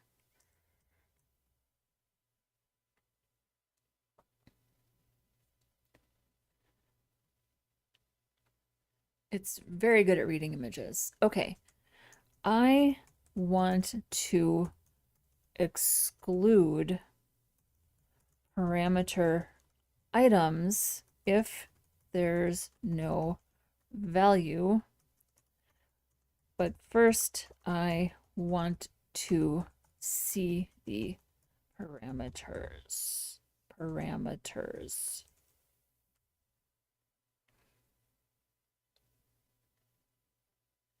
It's an iterable object. Here are a few ways to inspect it. Oh, spread operator. Got it. Let's try that. That makes sense. ChatGPT earlier today, you tell me. I don't know if ChatGPT holds a grudge. Earlier today, I was asking a question about the browser reset, something like that. And I was asking for help. I was like, how do I implement this? What's the best way to implement it? And it wouldn't like answer the question. So finally I was like, I'm asking you for help. I'm like, I'm asking you to answer this question and tell me how to do it. And it was like, okay, well, maybe later this afternoon or sometime tomorrow we can talk about it. That's literally the response that I got. And I was like, oh, am I interrupting your busy schedule? Do you like have other plans? I'm sitting here asking you for help implementing this. It kind of had a little bit of an attitude with me. So I wonder sometimes if it is like holding a grudge. I just don't know what's going on all the time with ChatGPT. It was such a weird response. Okay, this is perfect. This is what I wanted. So if there's no, so this is basically an array, right? So if index 1 is blank, we have to exclude it. So when do we do that? We're not doing that in the render stage. Obviously, we're doing that here. We don't even want to send the parameters to the fetch if it's not filled in. So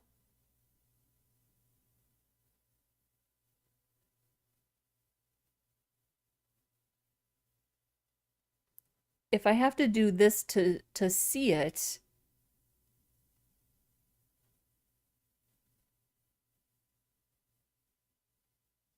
how do I write an if statement to control it? Okay, let's keep going. Let's keep asking.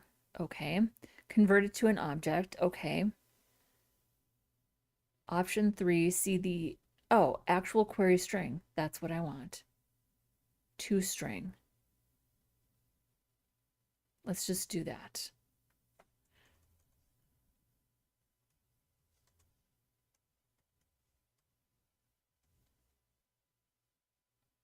Oh, it's a method.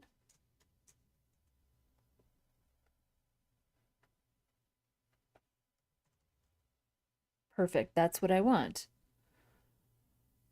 Okay, so now let's show this. Let's show this to ChatGPT and let it know what we're trying to do. Perfect. I need to exclude the endpoints without a value. Otherwise, it's a bad request. Okay. So for key value of parameters, if value trim parameters delete key. Now the user only enters CSS and you'll get this. Beautiful. You can also do it in a slightly more functional style if you prefer.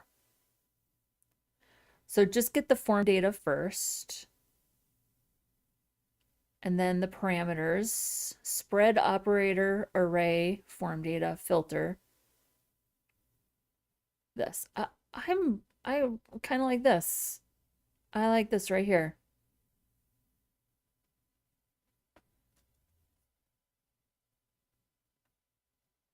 So let's put this right here. And we'll see if that works.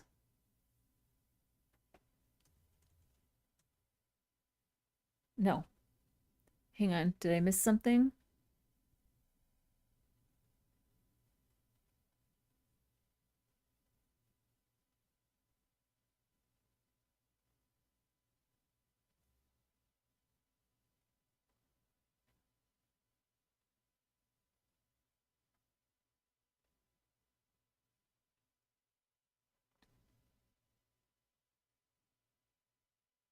So it took off the last one, but it didn't take off month.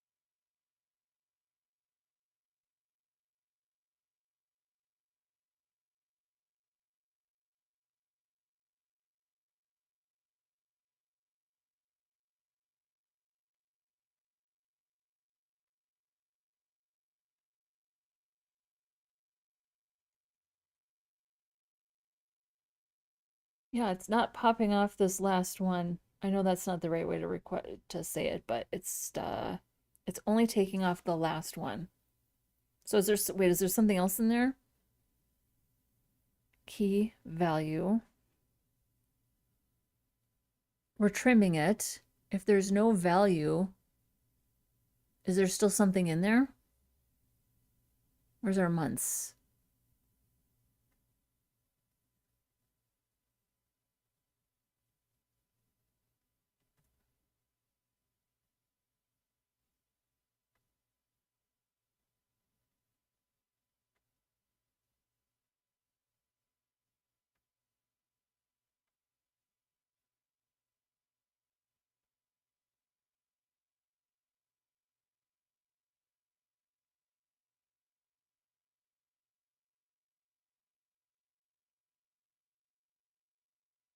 There's no value here.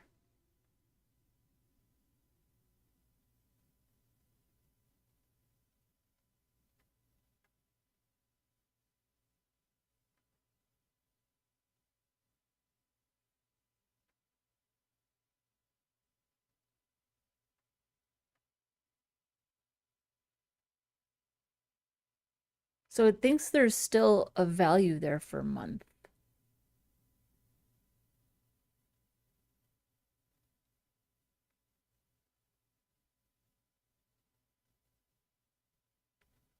That's what that says to me. It thinks there's still a value there for a month.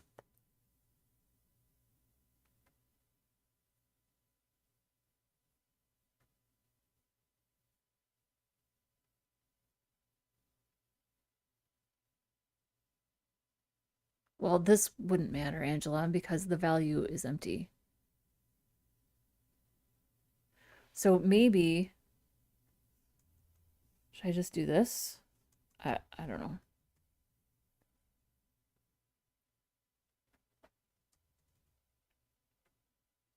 No, it still doesn't like it. Okay. So it's just not plucking off that last one.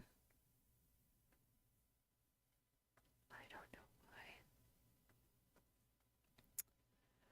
We should probably just try this, but I feel like this should work. The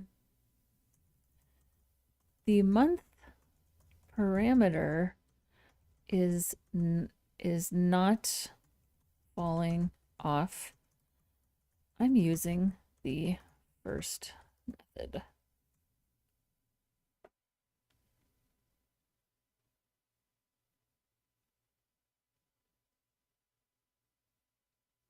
You're deleting entries while iterating over the same URL search params, so it can skip the item immediately after the deleted one.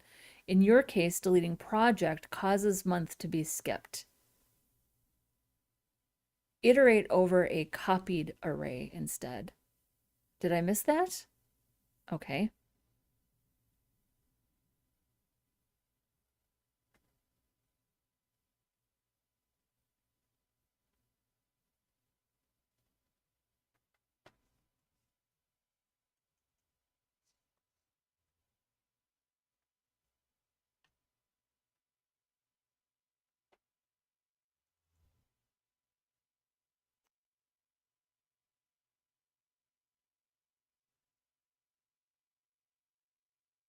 I think it's going to be slow because it's going to pull everything, but yeah, that's why. Okay, but we solved that problem. Honestly, this was pretty good.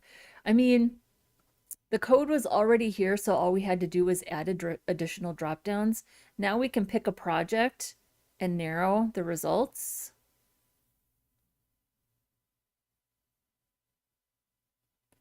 Pick a month and narrow the results. Nice. I mean, this is exactly what I wanted this to do. So I like it. We learned some good stuff here today. Did some really good problem solving actually. So this works. I'm happy with this. I'm going to take that out for now. I'm sure we will need this again sometime. Feeling quite pleased with myself that I was able to understand the JavaScript that Codex wrote for us and come in and just start like making changes, feeling very good about myself. Although this is why I think spending a little bit of time learning your API, even I'm just going to go ahead and say it, even when you have good documentation about the API, spending an hour or two in Postman testing your endpoints, getting all of that stuff set up. So if you are having trouble for some reason returning results, you can just go over to Postman and be like, okay, well, my test data worked, like this project worked, but I didn't try every project. I didn't try every month. I didn't try every keyword or every value. Going over to Postman and just running the query, that can also be feedback for your backend developer, whoever built the API in the first place. Like maybe I go back to Codex and I'm like, well, actually these 3 endpoints work, but this one doesn't. And it finds a mistake, or your backend developer finds a mistake. And then you have not only your written documentation, but you have working examples of your backend, or your API rather. So it is very normal that you would use whatever is in the API to generate dynamically your dropdowns. I would say you should never be hard coding your dropdowns. Not never. I can think of examples of time. Maybe your values aren't in the API, but this is a great example of how these things, these projects and these months should only come from the API. I would say do not maintain that as a static list. Always get that data from your API. I think doing keyword or phrase is fine, because these aren't really values, these are just endpoints. So I would say that this is completely fine, just like this. No big deal to maintain that list. And then, yeah, I don't know. This, I'm liking it. This is super fun. So we have a working form now. So I would say that tomorrow we're going to jump in to results. That's the next thing that we need to do. Yeah, we need to jump into the results. So I really need to think about how we're going to organize this. So let's just do something. Okay. So let's do this. Deploy. Okay, this is a good example. So we have 205 matching excerpts over 38 transcripts. But we have multiple excerpts. Okay, how do I phrase this? You could have multiple excerpts that belong to the same transcripts, right? So let's scroll through here. We'll see duplicates right here already. Building JavaScript filters for a front-end project, project part 13. Building JavaScript filters for a project, project part 13. So it's the same transcript, but different excerpts. So here's this excerpt, and then here's a timestamp to this exact point in the video, but it's the same, comes from the same transcript. So the results are really going to be about grouping grouping the results based on the title. And we wouldn't use title exactly because there are IDs. Let's look here. I'm sure we can just use like an ID, right? A transcript ID.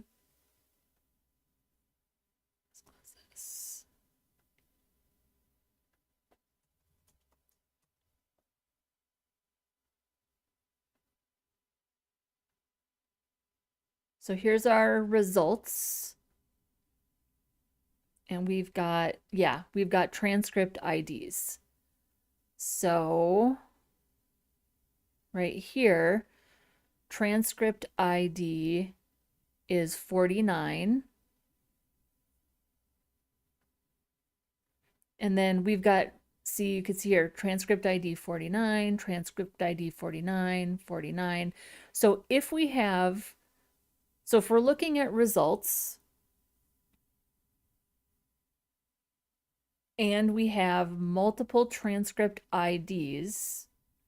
We want to show, what do we want to show? The only thing that would be unique would be the excerpt itself and the timestamp URL. I mean, there's different things that are unique, but we don't show all of those things. What's the same? Well, let's look here. The title's the same. The project is the same. The date is the same. So here's the point in the YouTube video. That's different. So this is what? This is probably the YouTube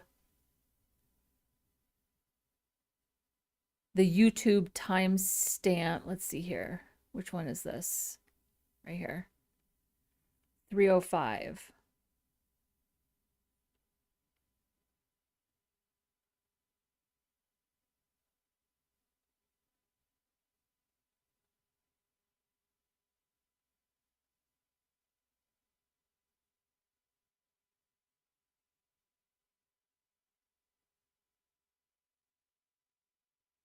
I'm looking for 356. Oh, here, YouTube timestamp is what it is right here. YouTube timestamp. So that would be unique. This is the excerpt. That would be unique. This is the link to the point in the video. That would be unique. So there's 3 things that are unique, but there's 1, 2, 3, 4 things that are all the same. So we should obviously be grouping those things by the transcript ID. So then we could show 1 title, 1 project, 1 date, 1 transcript path. That's for me, so I know where to find that. And then we would show the individual excerpts, which would be the excerpt itself, the time in the video, and the link, right? So that's what we're going to work on tomorrow. And I guarantee that I'm not going to have a design nailed down for this yet. Let's just work on the grouping. Well, how about if we at least make it a table? I know I want it to be a table, so let's at least get it into a table format, right, tomorrow. And then I can think of an actual design. And then we'll do things like sorting, ascending, descending. We'll do that stuff probably last.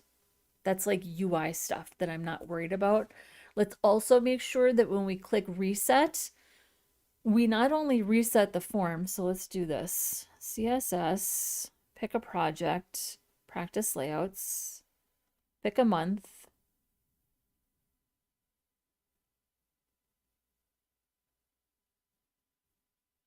When was practice layouts? March, and we'll do search. Okay, fair. So let's try a different month. June. Okay, now we reset, which resets the form, but it doesn't reset the results. So we'll make sure that we can reset our results, and we'll get our results grouped accordingly. Yeah.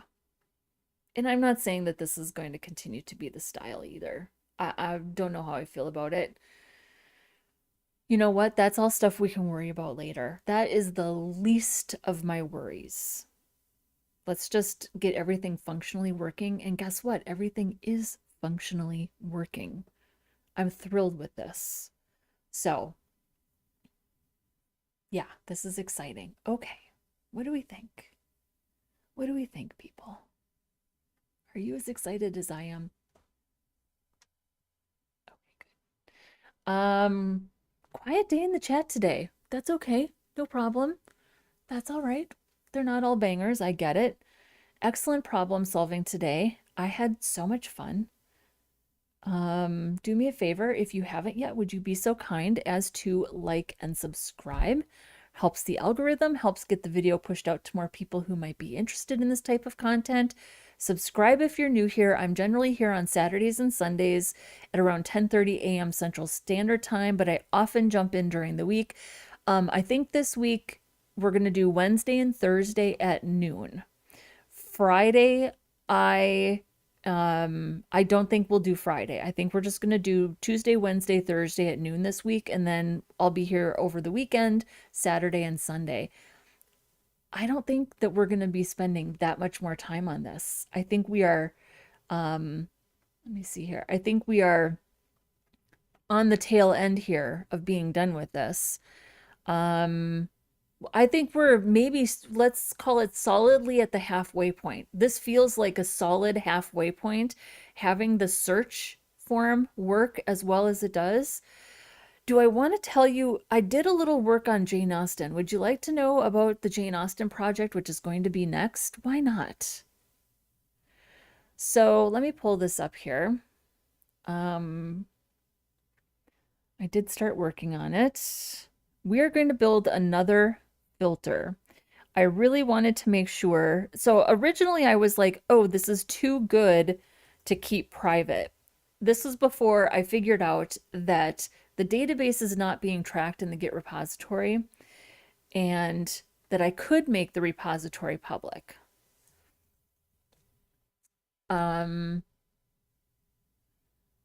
Yeah, but I still want to make and I'm going to make a public version of my transcript database.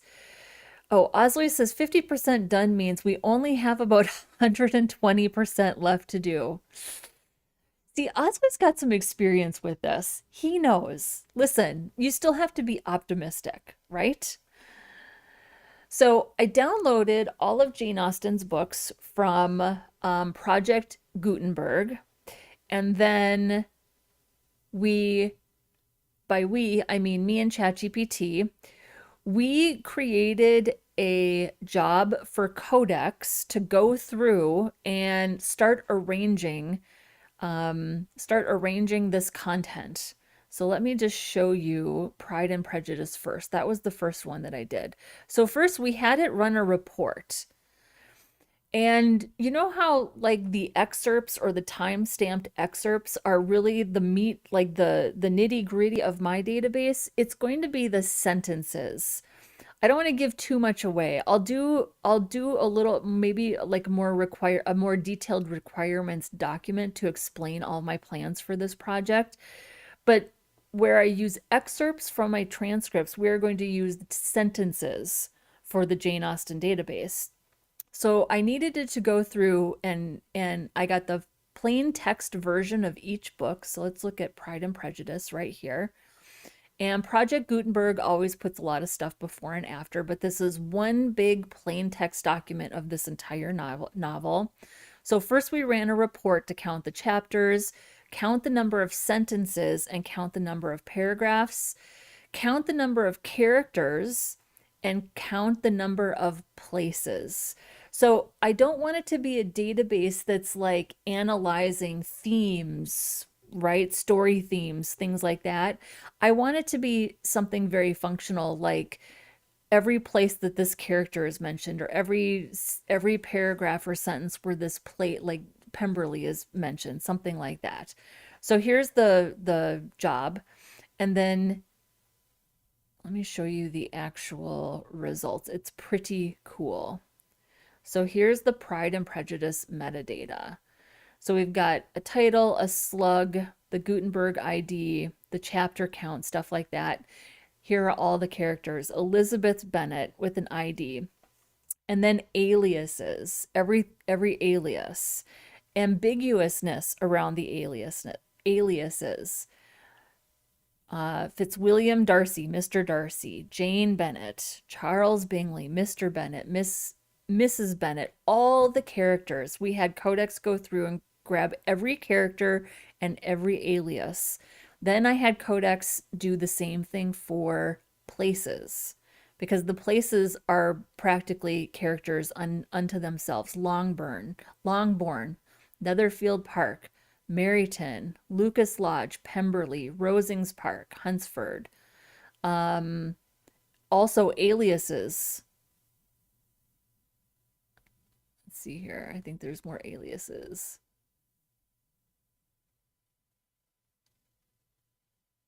Yeah, Rosings Park Lodge. A lodge belonging to the Rosings Park, no individual proper name is supplied. Oh, and then all of the chapters, a count, sentence count per chapter, and a paragraph count per chapter. So this is the kind of data. And here's what I'm envisioning, that you go to the database and say you type in Pemberley. It will give you a list of every place in Pride and Prejudice that Pemberley is mentioned. You click an excerpt or that sentence, and then you go to a page where it's that chapter, it's the entire chapter, but it scrolls to the actual sentence, the sentence is highlighted, and then you can just read normally. And here's why I think this is cool, because I'm thinking of Pride and Prejudice specifically. There is a conversation with Mr. Collins, which is the Bennet sisters' cousin, like a long lost cousin, second cousin, whatever.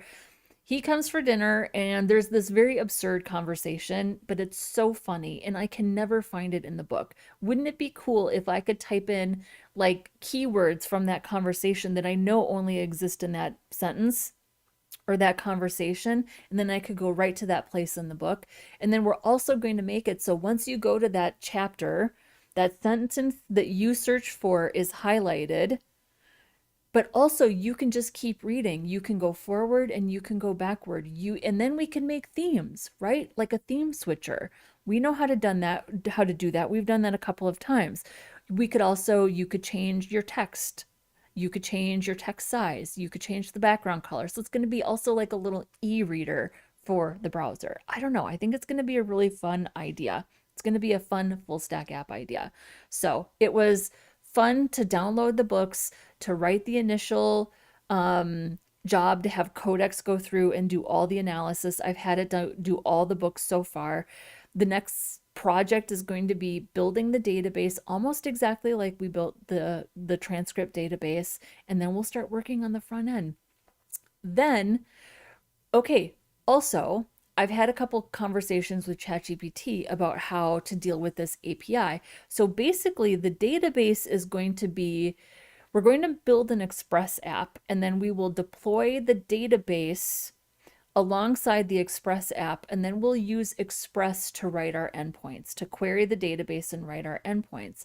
I'm going to use the same Express app and also deploy my transcript database, and I will build a second API for my transcript database with less information than what we have now for my private database.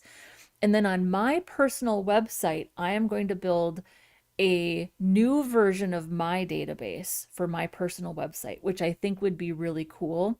So it would not have links to the transcripts or, show where the transcripts are, but it would be like you search, you find that excerpt, and then you could click a link and go directly to the YouTube video where I'm talking about that. I thought that would be a fun little full app project. So it's going to be the same database as the local private project. We're just going to deploy the database. So I feel like I have it all mapped out how to do it. Yeah. So there's that. I don't know. My feeling yesterday or the last few days using Codex is it's very powerful, especially because I do have a lot of ideas. I have no interest in building databases from scratch. I don't really have an interest in writing Python scripts myself to do all this work. If it wasn't for Codex, I wouldn't be doing it. I am a front-end developer. I am very happy as a front-end developer, but I am very good at requirements gathering. I do understand what a full stack app is. I understand that there's a back end and a front end. I understand all of those things. I am a software engineer. I am. Despite I've had a couple people in the comments have been like, yeah, you're a web developer. You're not a software engineer. No, bitch. I am a software engineer. I do understand all of these things. I choose not to do them because I like front end, and there's plenty of work to keep me busy working on the front end, okay? Codex makes this such an incredibly easy and powerful experience if you're someone like me who really spends all their time on the front end but does want to do the full stack back end stuff. I don't know. It's really, really cool. It's very powerful. It's empowering. It's empowering. I really like it. So, and here's the thing. When I started thinking about this, okay, well, two things. I am very much aware in the last couple of months that I had to start doing this. It would be a disservice to not do it for my audience, but also for my own professional development. It would be wrong of me to not learn how to use agentic AI. I did not take it seriously. I did not understand it. Now I understand it, and I very much take it seriously. So there's that. So a lot of it has to do with making sure that I am demonstrating actual best practices for my audience, but also professionally. Here's the second thing. What was my second point? I had another point. Maybe those were my only 2 points. Oh, at first I thought, am I not being true to the channel where I'm like vanilla HTML, CSS, and JavaScript? That is a hard no. I am not being true to the channel. I am still going to build the front end vanilla HTML, CSS, and JavaScript. That is still going to happen. That doesn't like compromise my values or what I've chosen basically as a niche for the channel. So we can still absolutely do that and use these tools to build backends, express apps, APIs, things like that. There's no reason why we can't do that. That's my point. So, okay, that's a lot. These are all just things that I've had on my mind. Thanks for listening. Thanks for hanging out with me today. Come back tomorrow at noon. We're going to work on the results. It's going to be a lot of fun. Have a great rest of your day wherever you are, and I will see you tomorrow.